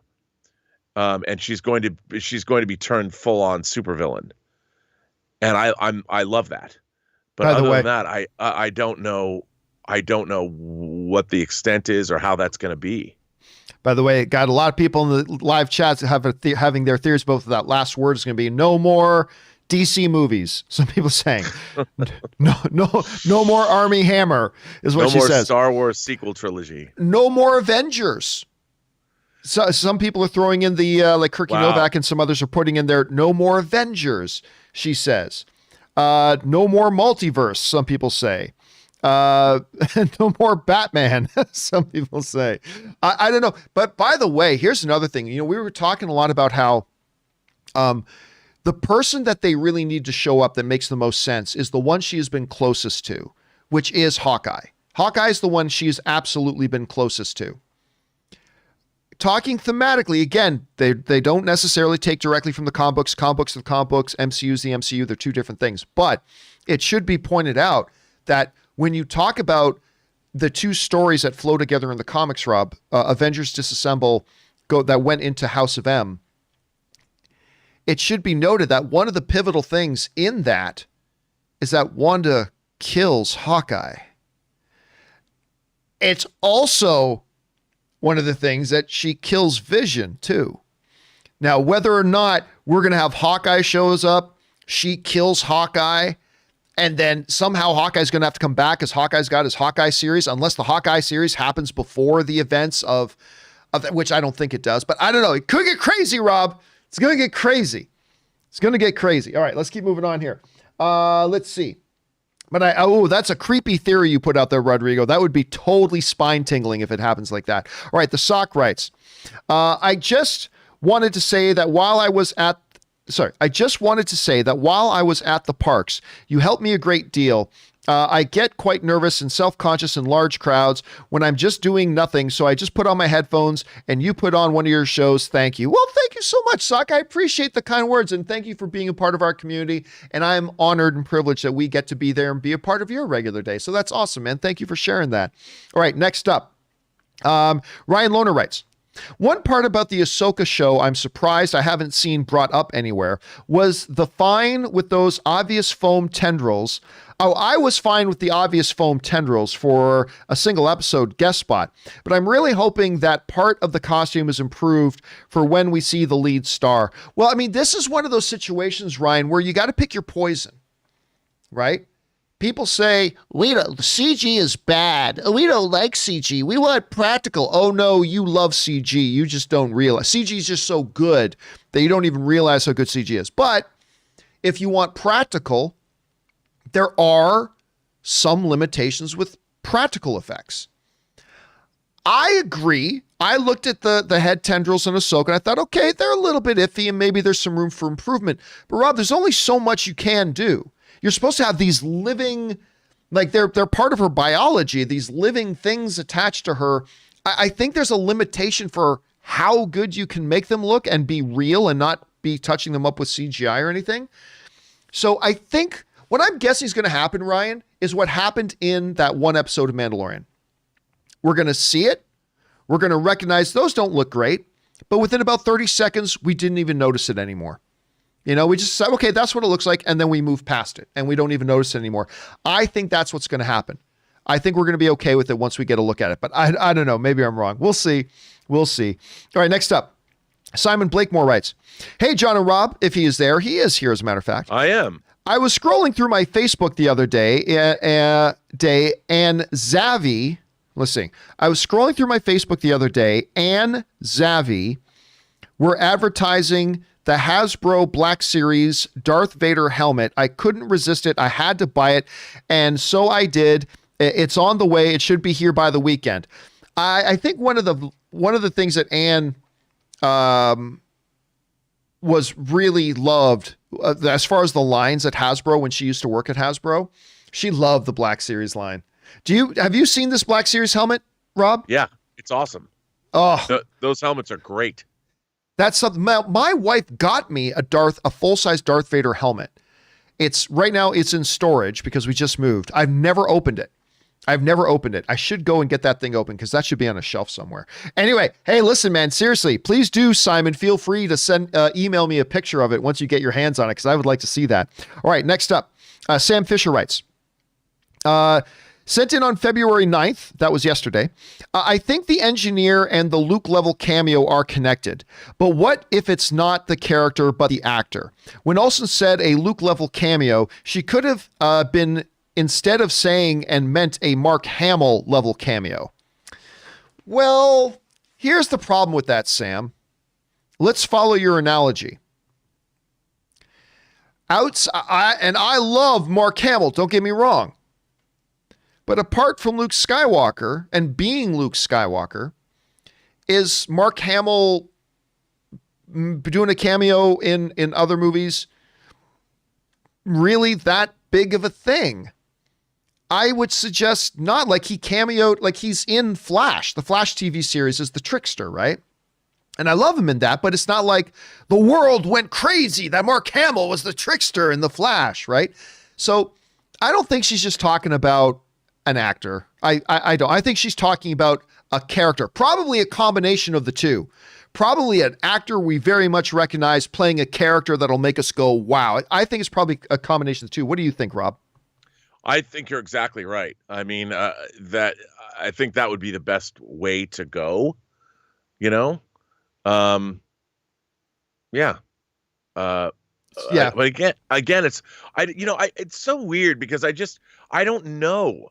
There's the more that we see, the more that we get into these things and how they're dealing with these kinds of characters, I'm surprised because do they stay close to the way that these characters have been previously portrayed, whether they're in other mediums or not, or when you bring them into a new arena, how much do you reinvent them? What do you do? And I think it works out if it's a combination of the two, really. Right. Yeah, it probably makes sense. But listen, Rob, we've taken you overtime again here today. Thanks a lot for being here for us. But in the meantime, where can people follow you and all of your greatness and glory online? And by the way, where can people get some information about that little film you've got making the festival circuits right now? Well, if you live in the San Diego area, John, Tango Shalom debuts tomorrow at the San Diego Jewish Film Festival. I think it's the 31st, but you don't have to be Jewish to watch it. If you like comedies and you like family comedies and you like something like My Big Fat Greek Wedding, it's a virtual film festival, so anyone in the greater San Diego area can see it starting tomorrow. And in the next couple of days, if you live in Charlotte, North Carolina, at their Jewish Film Festival, you can also see it there. So it'll be playing virtually for about the next 2 weeks on both sides of the country. So that's exciting, and it's rolling out at a number of different festivals. But you can find me on Twitter at Burnett RM. Find me on Instagram at Robert Meyer Burnett, or find me on my own YouTube channel, The Burnett Work, and my show, Robservations.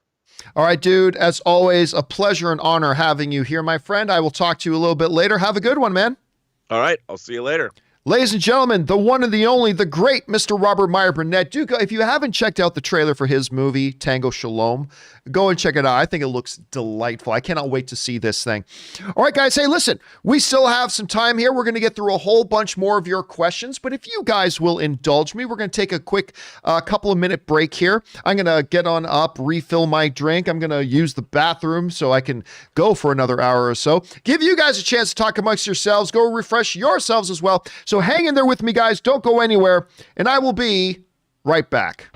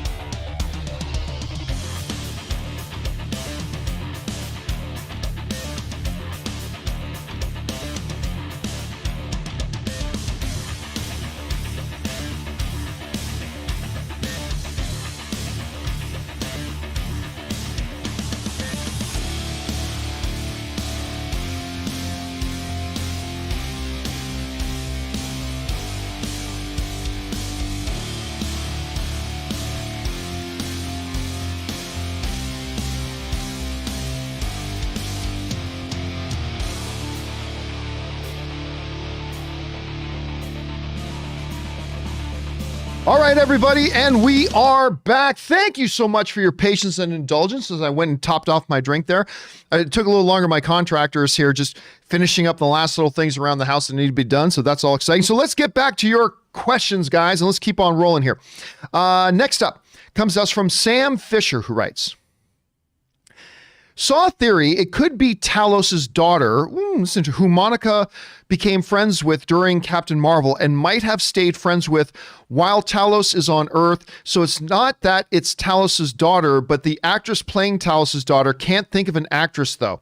That's an interesting theory, too, because remember, they're part of the MCU now.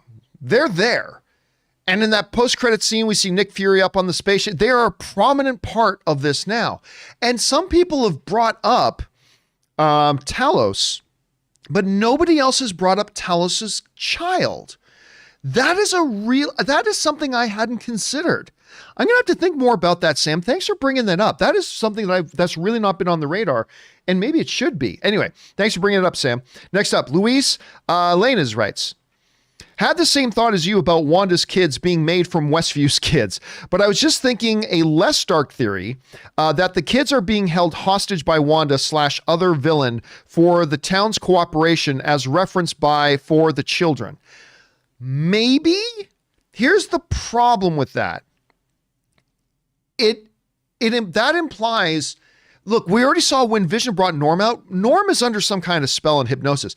He doesn't need his child being held hostage. Not to mention, if he had a child that was being held hostage, the first thing he was going to ask about wasn't going to be, my sister's looking after my dad. He would ask it to be, where's little Sally? Where's my child, right? He would be thinking in terms of, where's my kid? And not to mention, they're not just playing around there for the most part, most of the time under some kind of mind control. So I don't know about that. My one thought, besides that, Wanda cannibalized him to make her own kids, is maybe the one part of her that's still sane was like, let's get the kids out of Westview and not make them a part of this. Let's take the children out. I'm going to hold all the adults, but let's get the children out. But I don't know, Luis. Let's keep our head on that. All right, next up, Double B Studios writes, I have a new theory. I think Dottie may be Mephisto or the main villain. That's not a new theory. That's Dottie maybe being the main villain is a theory that's been around for a bit. When the devil gets referenced, Agnes leans over and whispers to Wanda and says, that's not the only place he is. And in the line, Dottie is the key in this town. I freaking love this show. Yeah, I mean, that's the line, right? That's the line that's got a lot of people talking, is when she says, like, Dottie, when Agnes is talking to Wanda, they're walking down the sidewalk and she's implying that, from a social point of view, she's the key to everything. What if Agnes wasn't just talking about socially the key to everything? What if Agnes was hinting that Dottie is actually much, much more? And that's possible. Dottie could be a big main player here. The one thing I would suggest, though, is this.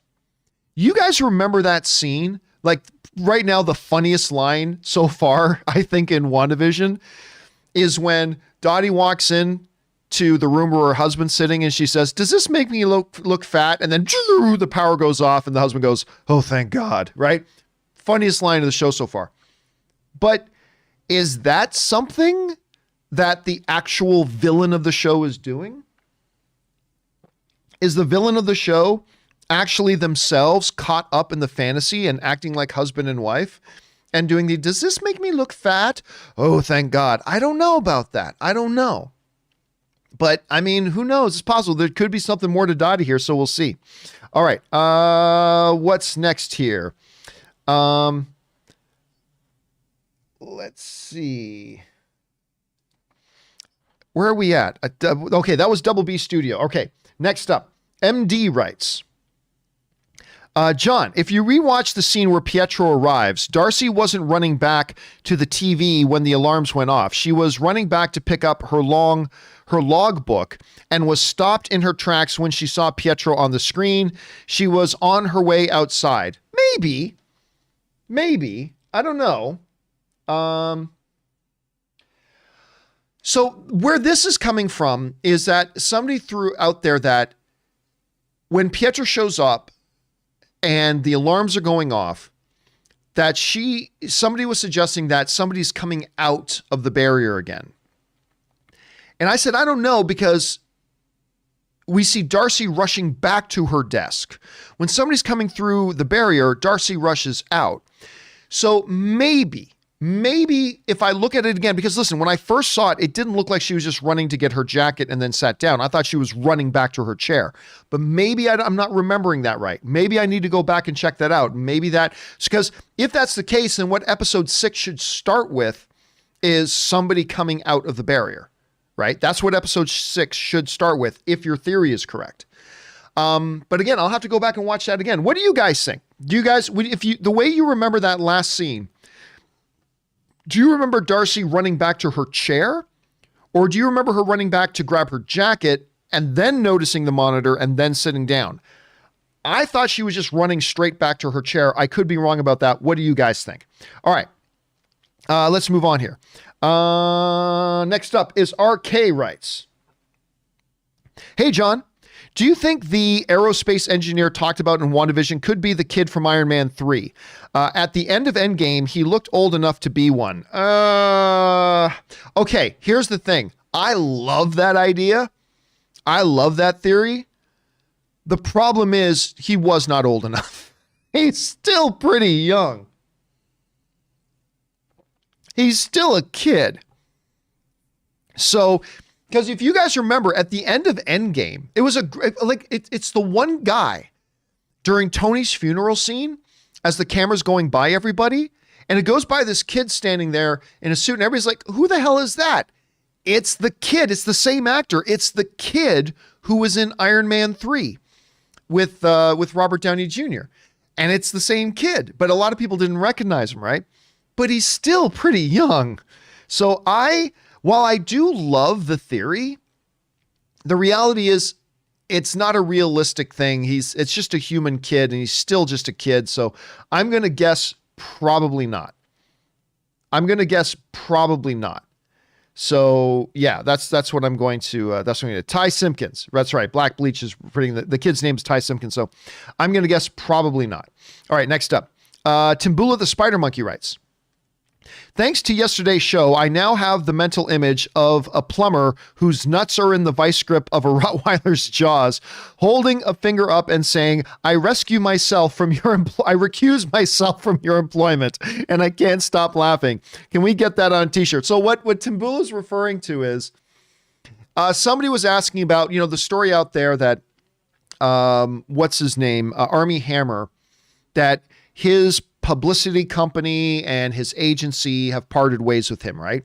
And somebody wrote in a question, says, so wait a minute, did they fire Armie Hammer? How does that all work? And the way I described it was, no. Remember, Armie Hammer doesn't work for his agent, and Armie Hammer doesn't work for his publicist. His publicist worked for him. His agents work for him. And what they have done is that they've said, okay, we're not going to work for you anymore. We're no longer going to have you as a client. So, and then I said, it's kind of like if you have a plumber in your house, you don't work for the plumber works for you. You're the plumber's client. But if something bad is going on in your house, like you have a Rottweiler that bites his nuts all the time, he's going to say, you know what? I recuse myself from having you as my client. That's going to happen. So you're right, Timbul. Maybe I should get that on a shirt. Thanks for writing that in, man. All right, next up. Let's see. Hold on a second. What am I missing here? There it is. Okay. Next up, we've got Ben Rayner, who writes, "Hey, John, if Evan Peters is a new Pietro, maybe a mashup of Ammons and Aaron Taylor Johnson's, he would not have Fox baggage, and I think we could see Evan on an ongoing basis. Would this be acceptable to you?" Well, it's not what's acceptable to me or not. It's not what's acceptable. It's about what works. And I just don't know that certain things would work. But yes, I mean, listen, it could be theoretically that this is a whole new Pietro. Again, I think it's just an imposter, but it is possible it's a whole new Pietro. Just like Vision isn't the Vision that we saw in the other Marvel movies. This Vision is a new creation. That's why he has no memory prior to Westview. Vision is dead. This thing they're now calling Vision is like, it's basically, it's a new entity. That's my theory right now at any rate, right? Maybe that's true as well of the Pietro character. Don't know. We'll have to wait and see. All right, next up.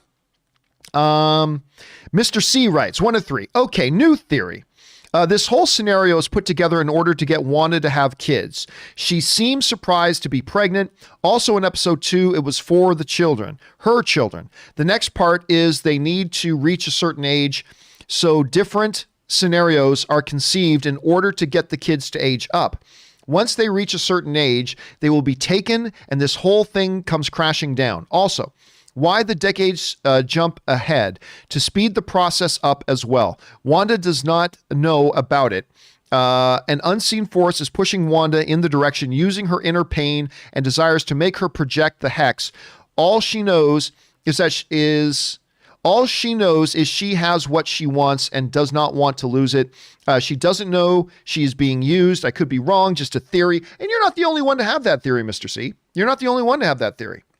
So you're not alone in that. Now, the one thing that I question is about if some other entity had the power to just make her pregnant, he doesn't need for her to live in some weird world. He doesn't need for her to live in a television sitcom world in order to do that. If that's the case. So I'm not sure. Plus, how would that entity know that the 2 twins that would be born would then have the ability to age themselves up? I don't know. So there'd have to be some real deep narrative explanation to that. Actually, there'd have to be a lot of different explanations for that. So I'm not sure. Now, but what I do believe is that there is another player involved. This clearly isn't all just Wanda doing it. I think she's very much responsible to a great degree, but there's also another agent at work here. Whether that agent is Mephisto or Dormammu or, the director of S.W.O.R.D. or Agnes or whoever else you want to throw out there, the essence of the Mind Stone, I do think there's something else involved, but for what purposes and who they are specifically, that I still don't have a good theory for, and maybe we'll find out more in 30-something hours when the next episode of WandaVision airs. All right, thanks for that, Mr. C. Appreciate that, man. All right, JP from the Bronx writes, hey, John. First time, long time. Thanks for writing in, JP. I'm a huge horror movie fan, and I was really excited to see the trailer for M. Night's upcoming flick, Old. What horror movies are you looking forward to this year? Do you have an all-time favorite? Keep up the great work. My all-time favorite horror movie is American Werewolf in London. Not to be confused with American Werewolf in Paris. That movie sucked. But American Werewolf in London is my all-time favorite horror movie. And I think my second favorite horror movie is probably The Descent, which you won't hear a lot of people put The Descent on their top 5, top 10. I love The Descent. I love that movie. So those are my 2 favorite. Listen, I'll tell you what, I was not all that interested in Old at all. I thought the trailer was very interesting. It's like, okay, now you have my attention, M. Night. You've got my attention now. Where are you going with this? I got to tell you, I really was. I had very, very little interest in this movie before that trailer dropped. And now I'm quite interested. Of course, the other one is the new Halloween. I don't like any Halloween movies. None of the movies from the Halloween franchise. I don't enjoy a single one of them until that latest one came out with Jamie Lee Curtis. That latest one, I really ate that up. I had a great time with that movie, and so I'm very much looking forward to the next one as well. All right, let's see. Next up, Captain Blue Pants writes, 1 of 2. There's so many Disney Plus shows lined up, and there's still the likes of The Boys, Umbrella Academy, Doom Patrol to return. I'm reading that HBO Max and CW are in talks to joint finance some DC series. I think this may be the only way for future CW shows to survive and compete on the same scale as the aforementioned series. As by contrast, they're just so cheap and these new series really have blown up. I can also see them perhaps cutting their 23 episode seasons to something much shorter. Your thoughts? Yeah, I was reading a lot about that. I was reading a bunch about how that HBO Max, according to some reports, that HBO Max and CW are talking to each other. They're both owned by the same company, but they're talking to each other about co-financing some shows that would air both on CW and on HBO Max. The big question I have about that is, how does that benefit HBO Max? Like, at all? the whole thing, we've talked about this a lot lately, right? About the whole thing about the streaming wars is going to be about this. Original content, exclusive content is king. We are heading very quickly towards an era where the big thing that's going to win the battles between all the new streaming services coming and all the ones that are out now is who has the best and most important lineup of exclusive shows. You want to watch the new Lord of the Rings series? You got to have Amazon Prime. You want to watch The Crown? You got to have Netflix. You want to watch The Mandalorian? You got to have Disney Plus. You want to watch, I don't know, Watchmen? You got to have HBO Max, right? That's the whole thing. What I don't understand is, knowing that that's the reality that we're heading into, how on earth does it benefit HBO Max to co-finance and then both air? Like, let's make up a show. I don't know, Testicle Man. Okay, so CW and HBO Max go in on a show together called Testicle Man. I don't even want to think about what that dude's superpowers are. We're just going to call him Testicle Man. How does it benefit HBO Max to do Testicle Man if Testicle Man is just going to be on CW as well as HBO Max? HBO Max did nothing to increase the incentive of somebody signing up for HBO Max because they want to watch Testicle Man. Because guess what? If they want to watch Testicle Man, they don't need HBO Max. They can just watch CW. They don't need. Why would one of these streaming services? And by the way, I'm not saying that the story isn't true. I'm saying I'm trying to figure out what is WB's thought process here.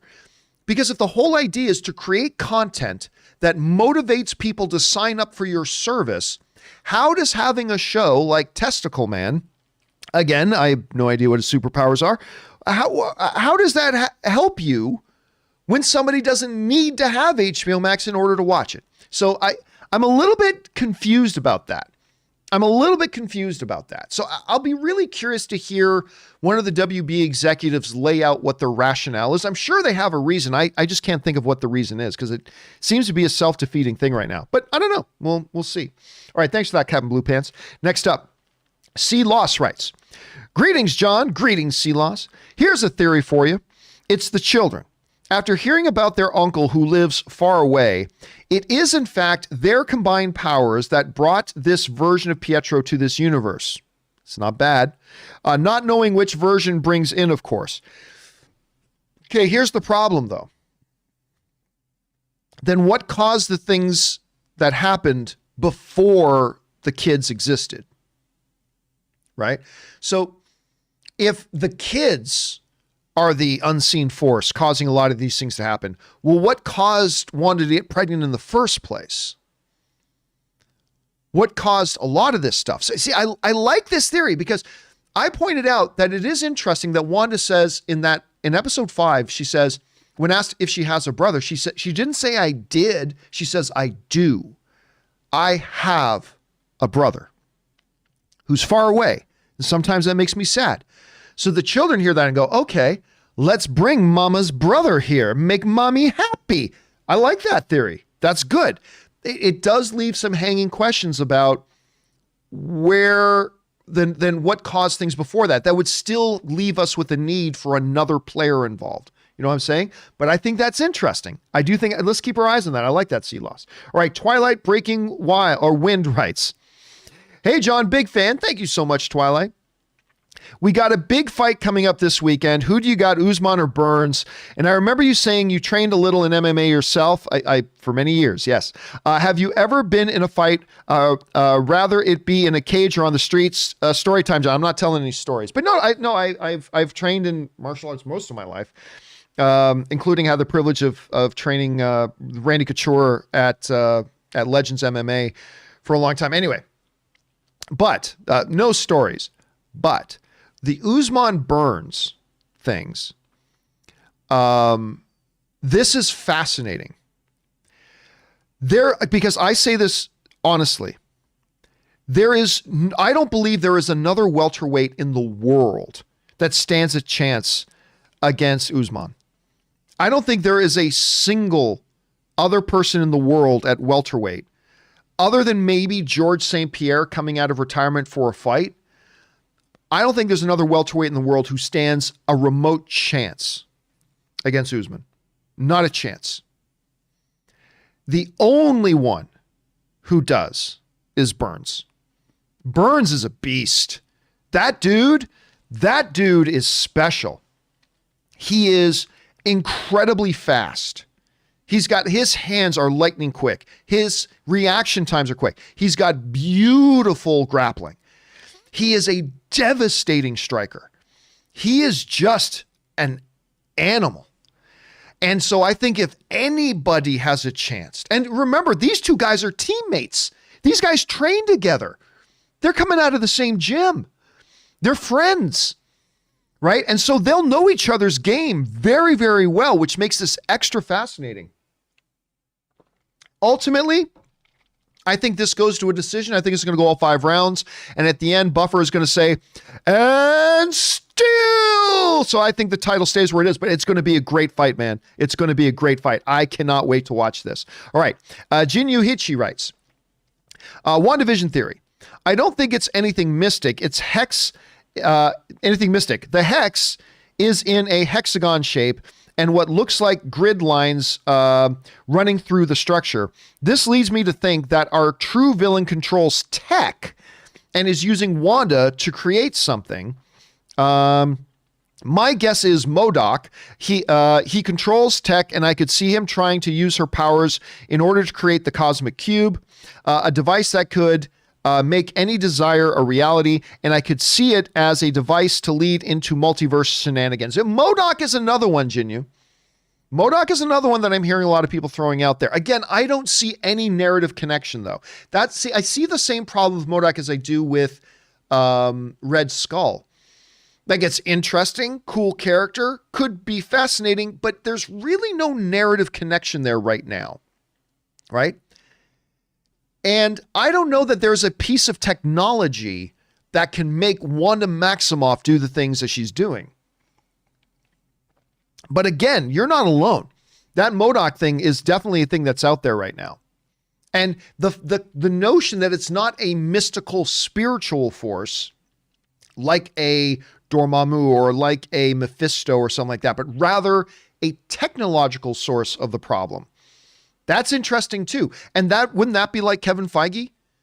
You know, like in Thor 1, what you call magic or science we see is one and the same. Like, wouldn't that be a very Kevin Feige sort of thing to do? Again, I have my doubts about it, but it is going to be something to keep our eyes on. All right. An anonymous viewer writes, Anonymous on Purpose writes, Tom Holland. Spider-Man 3 story is absolutely insane. The most ambitious standalone superhero movie ever. Also Tom Holland. I honestly have no idea what the film is about, and I'm 8 weeks into shooting it. Yeah, I mean, listen, we've gone over the Tom Holland stuff, like Tom Holland first saying he didn't know if Andrew Garfield and Tobey Maguire were going to be in Spider-Man 3. Then he comes out and says, no, Andrew Garfield and Tobey Maguire are not in Spider-Man 3. Listen, Tom Holland, I should say. Tom Holland is trying his best, and I love Tom Holland. I've grown to appreciate him more and more. I love the kid. He is learning to not be such a blabbermouth anymore. He's gotten in trouble before for leaking things and spilling things. I don't think when it comes to talking about Spider-Man 3, I don't believe we should believe anything that comes out of his mouth.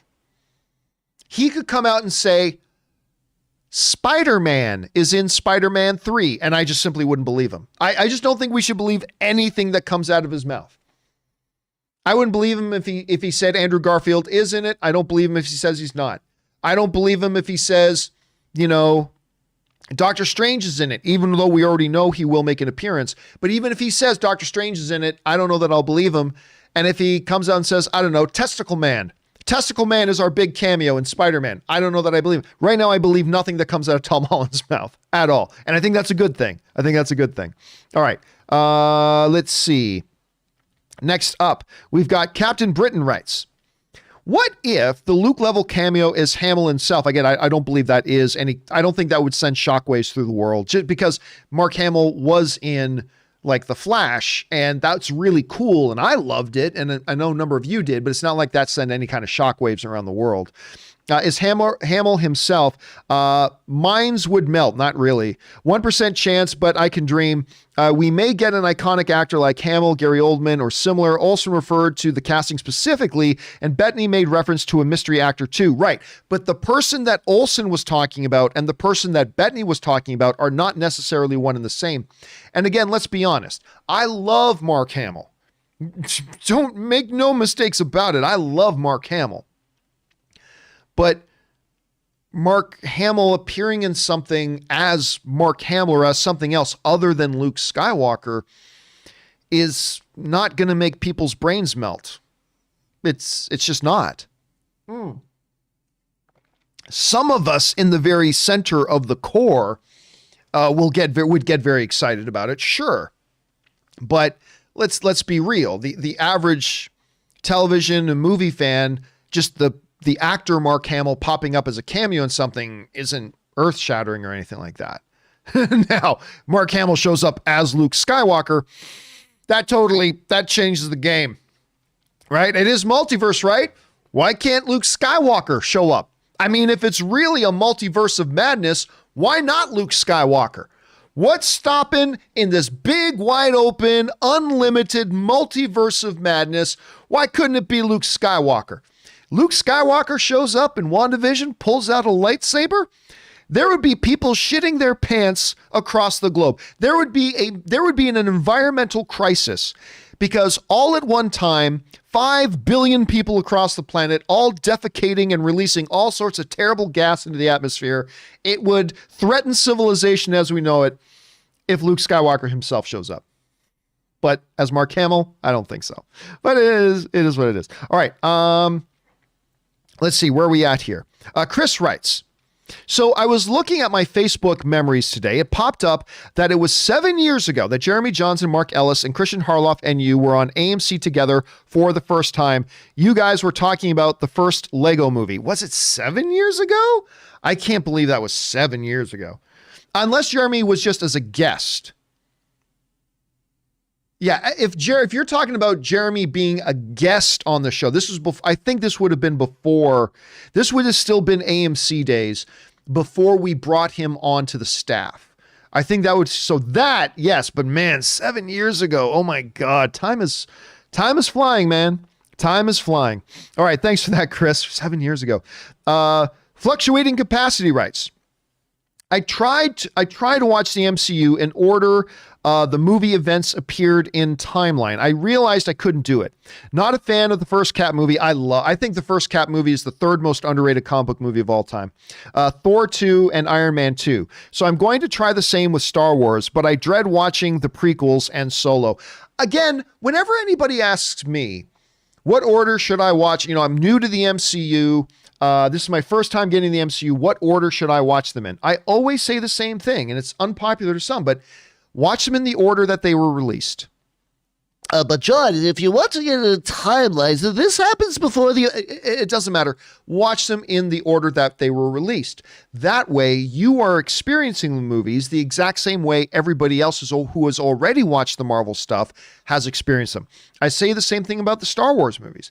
Don't watch them in chronological order. Watch them in the order in which they were released. That way, your experience of the Star Wars movies is going to be the same as the experience of all those who have seen them. So I always go with that one myself. Yeah, myself, I just go that one. All right, next up. Ryan Lohner writes, one thing that really annoys me is when a book adaptation is made and there was already another adaptation, people call it a remake of that movie rather than just another adaptation, like the book doesn't exist. Well, here's the thing, Ryan, though. It's because sometimes it is a remake rather than another adaptation of the book, right? For example, the Watchmen on HBO, that was not an extension of the movie. Watchmen, that was directly an extension of the novel and the book, but there have been times when a movie gets made based on a book and then a remake is done, and then you'll hear the familiar, it really is a remake of the movie, not so much as another adaptation of the book. So sometimes it's one thing, sometimes it's the other. It depends on what, where the filmmaker was drawing their primary source of reference from, whether it was from the movie version of it or the original book version of it, but it can be one or the other. It can be both. But a good thing to point out there, Ryan. Well done. All right, next up. New Wanda Order for Life writes, any chance Rob could join the WandaVision spoiler talk shows, even for a moment? No, probably not. Your former Collider colleague John Roca has Michael Voga, Shannon McClung, and Emma Fife in his spoiler talk videos, and I think 3 to 4 people adds to the entertainment. I'll tell you this. I disagree. I really do. I don't think 4+ people is a good thing. And but Judd, you used to have 4 people on movie. I did. I think that was a mistake. Really, I think 3 people, 2 to 3, I think is the sweet spot for a show like mine. I think 2 to 3 is really the sweet spot. 1 is fine. Often I'll do the show solo. 2 is really ideal. 3 is okay. 3 now and again is okay. But the reason I can't have Rob on for WandaVision as well is I can't afford it. I mean, I really very much believe when people appear on my show, I pay them. I don't do this, oh, they're a friend of mine, so just come and do it for free. No. When somebody comes on my show and they're going to contribute their talent, I like to pay them. So I can only afford to pay Rob so much. But even though he is a friend of mine, I insist, and he's volunteered to do stuff for me for free before. Absolutely. But, you know, I have a very important rule. If you're going to be on my show, I'm going to pay you. The other thing is this. The WandaVision and the Mandalorian and the Falcon and the Winter Soldier thing, that's one of the very few things that Ann and I get to do together. That's one of the rare things that Ann and I get to do together. And having 3 people on that is just a non-starter. And here's why. The last WandaVision spoiler discussion we did, altogether, like when you add in the part 2 and part 3, like we did the last one, they're 6, 7, 8, 9 hours long, right? And that's with just having 2 people and sometimes 1. If Ann and I were joined by Rob or any third person, it would slow it down even more. And we have a lot of people who send in a lot of observations, theories, speculations, questions, and stuff like that. And we need to get through those questions. And if we have 3 people on instead of 2, it reduces the amount of questions that we get through significantly. And so, yeah, there's a lot of different things. Number one, I mean, look, I do a lot of videos with Rob, and I love my videos with Rob, but I only get to do one thing with Ann, and that's our post-show spoiler discussions. That's the only thing I get to do with Ann. And again, having 2 people is slow enough. Having a third person in it would slow it down even more, even if it's somebody as great as Robert Meyer Burnett. So no. And as far as what other people do, I don't care what other people do. Other people can do it with 1 person, 3 people, 5 people, 8 people, doesn't matter. If that works for them, God bless. I have over the years learned and identified and discovered what works best for me and the shows that I do. And while 3 can be okay for something like the WandaVision thing where we literally get 1,000 questions in, it's just not a reality time-wise to be able to do it efficiently. And I'm spending a lot of time on this question because I think it brings up a lot of very interesting things. But yeah, that's what I think the sweet spot is, and that's why we do it that way. But thank you for asking, New Wanda for Life. All right, next up. Not to mention, we get a lot of Wanda questions on the regular show that Rob is here to answer as well, right? So, I mean, we get the best of both worlds. All right, thanks for asking that, New Wanda. All right, Michael Bochar writes, hey, John and Rob, if he's here, just missed him. I was wondering what were a handful of films you would recommend to cinephiles that haven't seen many classic movies, 80s and before. I appreciate all the work you've been putting in lately. Thanks for the great content. I mean, these are the types of questions that I don't normally like to answer on the spot because it's a great question, but it's normally the type of question I wish I would have time to sit down and really think through. But let me give you, so before the 80s, that would be some classics that maybe they haven't seen yet. There's a few that I have on you gotta watch list, right? There's the obvious ones like Godfather. I mean, that's just maybe the most influential movie ever made. So Godfather. Another big obvious one is Citizen Kane, things like that. There are a few that I often refer to people to though. One is very famous, but I find very few people of today's generation have actually watched it. And that's Lawrence of Arabia. Lawrence of Arabia is absolutely brilliant with the fantastic Peter O'Toole. Lawrence of Arabia is one you've got to watch. Another one that we just talked about a little bit earlier in the show today, actually, Ben-Hur. The original Ben-Hur is all sorts of fantastic. So the Ben-Hur, Bridge in the River Kwai is another one.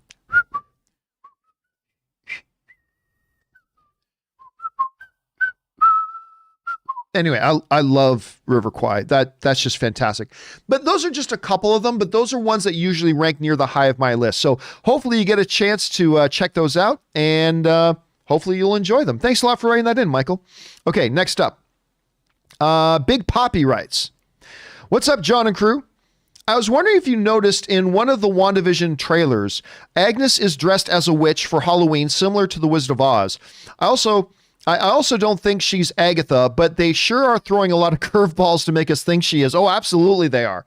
Now, her being in the witch costume, that's the scene where Vision brings her out of the hallucination. That's the scene where she turns to Vision and goes, "Are you dead?" Or no, "Am I dead?" No, why would you ask that? Because you are, right? So yes, I have. And you're right. They are throwing a lot at the audience to maybe from the brooch that she wears to the fact that she's wearing a witch outfit in the one scene and a number of other things. They are doing a lot to kind of try to make us think that. And maybe yes, maybe no. We will have to wait and see. All right, next up. Truman Marvel writes, "Blessings, John and Rob. I love the show. Thank you so much, Truman. WandaVision is addressing the issue of mental illness in a compelling way. The show is entertaining, but Wanda's arc throughout the MCU films makes her growing mental instability heartbreaking, believable, and I'd like to believe," remember guys, if you have a multi-part question, try to put one of two, and just so I know to look ahead. Anyway, "I'd like to believe it raises awareness that those with mental illness require intervention, fervent care, and in some cases forgiveness. I am curious to see if Wanda will receive those things. Do you believe her arc will be the redeemed hero or the fallen hero?" I believe her arc is going to be the fallen hero. I believe it's going to be the fallen hero. And here's the thing. I don't know if they're actually touching on mental health here. I don't, but maybe they are. Maybe they are. Look, this is pain can affect us very deeply. Pain can make a person, the kindest person, cruel. Pain can make the person filled with the most empathy in the world to become callous. Pain can do a lot to us. And maybe that is a direct commentary on mental health. Maybe you're right about that. But I mean, when you're talking in the MCU, there are a few characters who have suffered as much tragedy and pain as Wanda has, going all the way back to her childhood and all the way up till now. She has endured such traumatic events. Now, again, if you look back to some of the comic stories that a lot of things going on in this show are based on, particularly, Disassembled and House of M, there's not a happy ending coming if they follow that theme. There's a lot of specifics they won't do, obviously, but if they do follow that theme, I mean, it gets so bad to the point. I mean, for those of you who've read House of M, you guys know it gets so bad that like people like Professor Xavier and Mr. Fantastic and a bunch of the other Illuminati, they discuss whether or not they should just kill Wanda. I mean, even the heroes, like the X-Men and the Avengers together, have this big conference to get together and say, look, we all love Wanda, but do we need to kill her? I mean, it gets that heavy. So I think we're looking at a tragic story, and I think it ends with her as the fallen hero. But I mean, I don't know. Let's see what direction they want to take us in. All right, next up. Thanks for writing that in, Truman. Next up, Big Poppy writes. Is this one? Yes, Big Poppy writes. I also noticed when Agnes was listening to Wanda talking to the twins, they said, "Mom, bring him back." And she said, "I can't." And Agnes says, "You can't," with a sad face. And when the camera turns to Wanda, it seems as if Agnes is crying over her shoulder. You think she was promised someone she loves, like her husband was promised to be brought back if she participates in the shows. Here's the thing, Big Poppy. I remember that conversation differently. Now, everybody in the live chat, tell me what you guys think. But I remember her saying, when the kids suggest that she brings the dog back to life, I remember Agnes saying, "You can do that?" Like she's stunned. I don't remember her saying, "You can't do that." I thought I remember her saying, "You can do that." So what do you say? Did she say, "You can do that"? Did she ask, "You can do that"? Or did she say, "You can't do that"? Okay, I've got Kirky Novak, Adam Robles, so far writing in. Zorel are also writing in. Kina. Okay, so everybody's writing. Okay, now here it comes. Mr. Green, Eric, Richard, K Major, all saying, "You can do." Yeah, so I remember her saying, "You can do that"? Like that surprised her.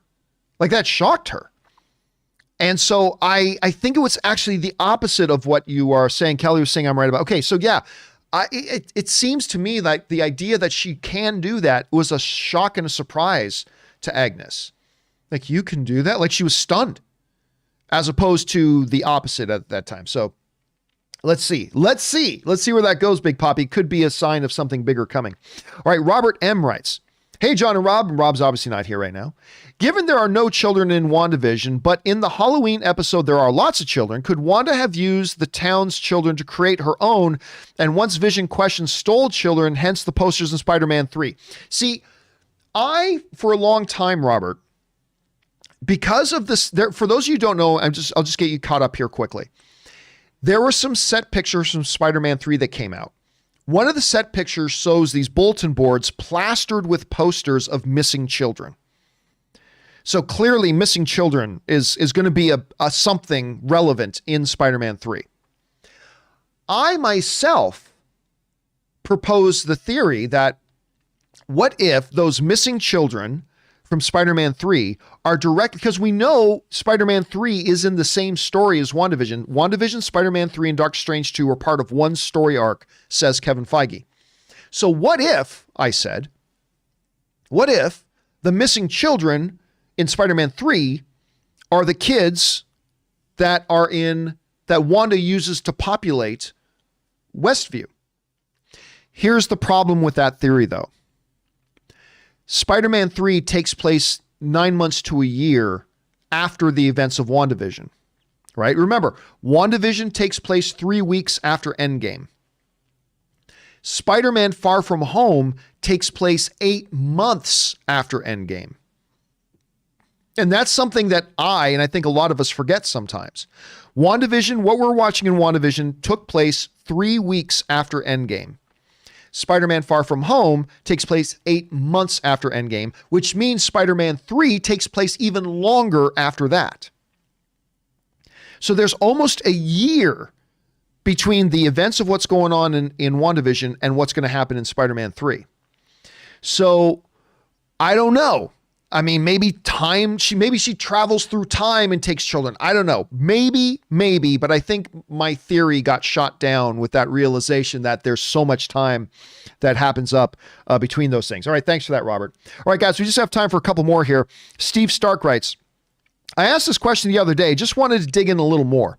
Feige knew going into WandaVision that the devil Mephisto would be part of the conversation when people were talking about their show, and the Mouse House was okay with it. Kudos to the team. I can just imagine the pitch for WandaVision. Okay, so how do we top Thanos? The devil himself. Okay, works for me. I also wonder, there's a fan base that just wants the action, not the lore.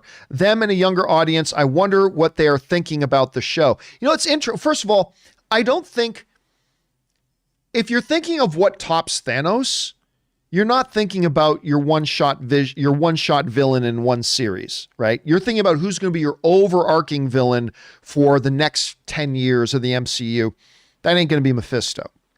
I don't even think Mephisto's involved, but he could be. He could be. We'll see about that. It's interesting you bring up the thing about how people are looking at the show, because here we are getting so excited about WandaVision, and there's been no action. This thing is defying the stereotypical comic book movie or show so drastically.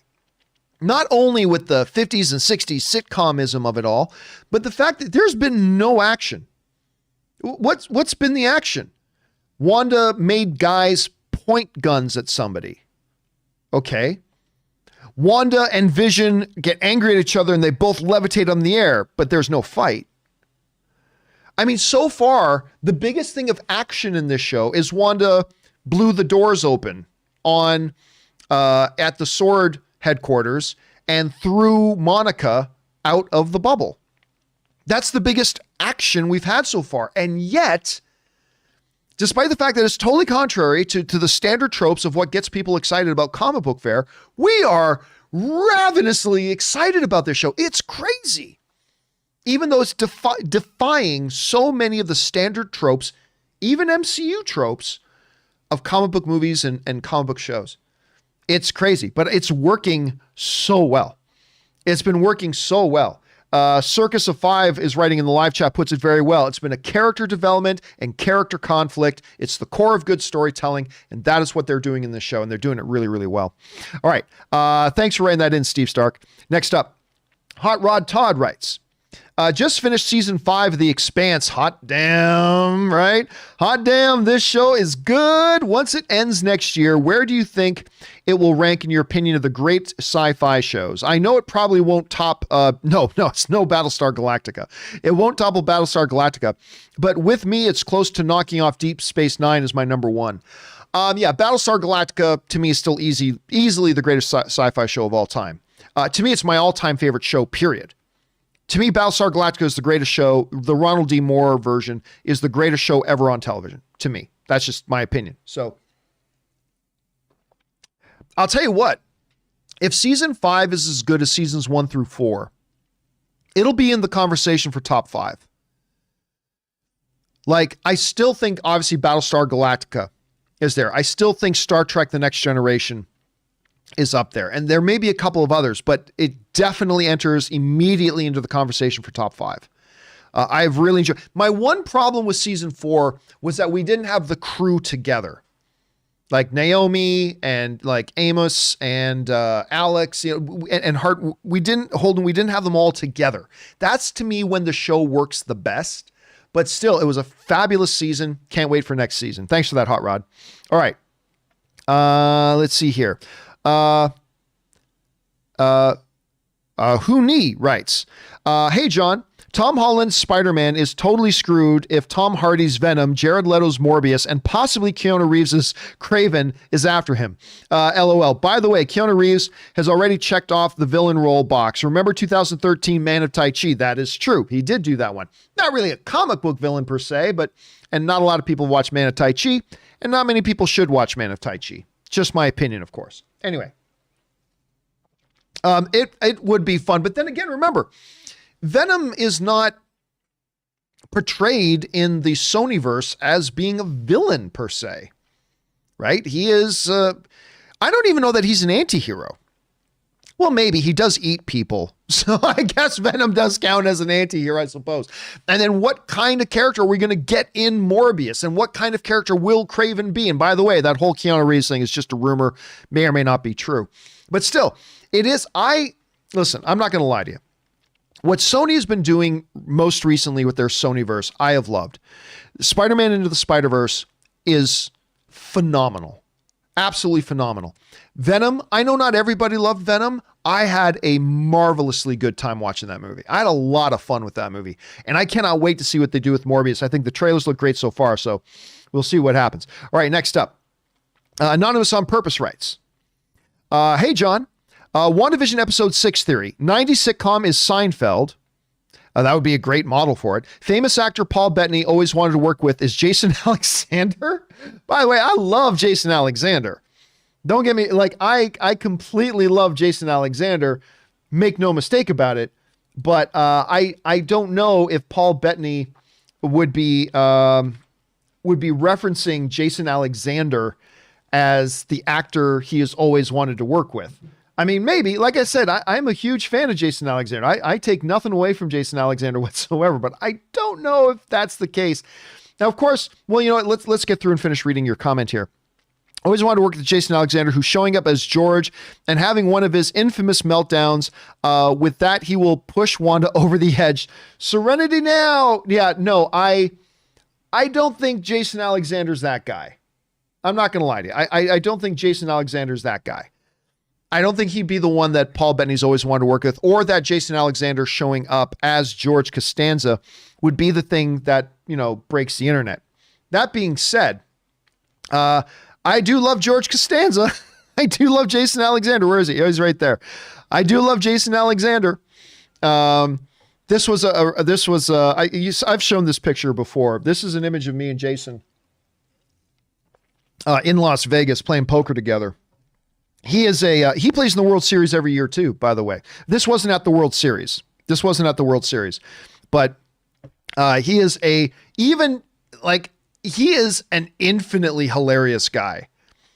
Like, I remember this night in particular, like Jason just had like everybody at the table, like just laughing their guts out the whole time he was there. He's an incredibly funny, charismatic, wonderful dude.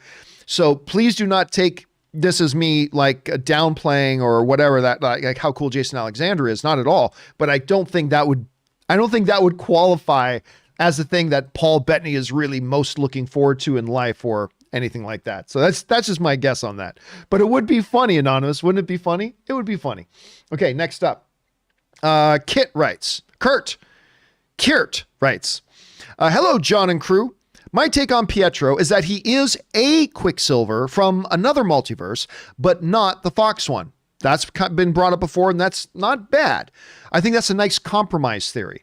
I think the MCU is going the way of DC TV and will have its own DC crisis-like arc where eventually the main Earth we see will be combined. I went back and triple checked, and this is indeed a different variation of the scene. The original version, Wanda replies, "Oh, she has to go home. What did you make of this?" Yeah, because in the original episode, she goes, you know, "Where's Geraldine?" She had to go home. She had to rush home. But then in the next episode on the previously on WandaVision, they changed the dialogue to her saying, "She didn't belong here." It's like, that's not what she said before. Anyway, the whole idea that it's a different Pietro, then obviously it's not Aaron Taylor Johnson, but it's not the one from the Fox movies either. That is a theory I'm hearing gaining some momentum amongst people. I still don't know that I buy into it, Kirt, but it is a theory that is gaining momentum with a bunch of people. So maybe that is a way they could go. Don't know for sure, but we'll find out soon enough. All right, next up, we got King Latom writes, "Hey, John. On the previously on episode for WandaVision 5, it shows the scene from episode 3 where we were just talking about this, where Vision asks Wanda where Geraldine went. She replies, "Oh, she didn't belong here." A different variation of the scene that we did end from before. I went back and triple checked. Did I read a different one? Oh, I did. I accidentally read, part 2. Anyway, so we already addressed King Latom. So there we go. We addressed King Latom. Part 2 of Kirt was with elements from other multiverses, one that will include mutants. With this, Feige can bring the mutants on a relatively clean slate while picking and choosing which of the characters and story elements from the old Fox universe that he liked. Again, I don't think he's going to bring anything from the old Fox universe in. And of course, the big problem with saying we're just bringing mutants in now is it takes away the entire DNA of what the X-Men was built on, the historical development of the relationship between Charles and Magneto, a community and a world that grew to fear mutants and that they were being oppressed. Remember, the mutants were all created as a living allegory of racism in America, and to have that long-standing thing there, it would be difficult, but it is something they could do, Kirt. It is something they could do. We'll have to see if that's the direction they actually go. All right, King Artros of Monteval writes, Hey, John, I know everybody thinks that Mephisto is a possibility, and he is. I don't think it's Mephisto, but he's a possibility. He is. But what about Jamie Braddock? That's another one that I've heard brought up a couple times. He also has a reality manipulation ability. Do you think he may be involved with the creation of the WandaVision town? Thanks. No. Again, there has been absolutely zero reference, any narrative connection whatsoever in this show that would possibly show that. Like, I think what we got to resist the urge of doing is just scouring through comic books to find any character anywhere that might have a power that could have done that without looking for narrative connection, right? At least in the comics, there's narrative connection between Mephisto and Scarlet Witch, right? So that adds why I believe that's a legitimate possibility. I don't think it's Mephisto, but it is a legitimate possibility. So I don't think we can just start pulling out of any random character just because they have certain powers that could be reflected, because what's the connection? Start with story, start with characters and what connects to them. And I don't really see anything there being there with Jamie. So at least that's where I'm at right now. That's what I think at any rate. Who knows, King Archos? It could work out to be something different. All right. Final question of the day, guys. Teddy Wren writes, I think some are complicating the Monica connection. Monica made a certain look after the mention of Captain Marvel potentially beating Thanos. What if the look was simply because she didn't? Therefore, Monica was snapped and gone during her mother's death. I don't think so, because in the same regard, she would have to have the same anger towards Wanda. She would have to have the same anger towards every Avenger, right? And that's clearly not the case. I'll tell you what, it is possible, Teddy. It's possible. But to me, in my head, I think it's very clear there is some type of character conflict between Monica and Captain Marvel right now. I thought that they made that pretty clear. Now, again, just because I thought they made it clear, maybe it is something else like you're suggesting. That's possible. But I really do think they were pointing towards more of a character conflict. We will find out soon enough what the case on that is. All right, guys, listen. We've gone way over time today, but that's okay. For everybody else, from Dibset, Chris West, MD, and on, don't worry, guys. I'm going to do a companion video a little bit later this afternoon. We'll get caught up on every question that got sent in today, and we'll have ready for a clean slate for tomorrow. By the way, guys, if you guys want to get a comment or question on tomorrow's show and you want to be one of the first ones that get answered, you can send them in early. You don't have to wait for the show to start. You can go anytime you want to the tip link that's at streamelements.com/movieblogtv/tip, and yours will be one of the first ones that gets answered tomorrow. And again, to everybody else who's already sent in a question today, your questions are going to get answered today on the same day they were sent in on a companion video a little bit later. Keep your eyes open for that. Guys, that'll be a wrap on today's installment of the John Campea Show. Thank you so much for being here and for your involvement. Thanks to Robert Meyer Burnett for bringing his glory and greatness to the show. Thank you to all of you for making this show a part of your day. We really appreciate that. And a special thank you to all of you guys who sent in these questions. Number one, because you gave us great fun things to talk about. But number two, you supported the channel while you did it. And all of us here on the John Campea Show, thank you guys very, very much for that support. Okay, guys, remember, do the four main things. Stay smart, stay safe, take care of yourselves, and please take care of the people around you. That'll do it for me for now, guys. My name's John Campea, and until next time, my friends, no more Thanos.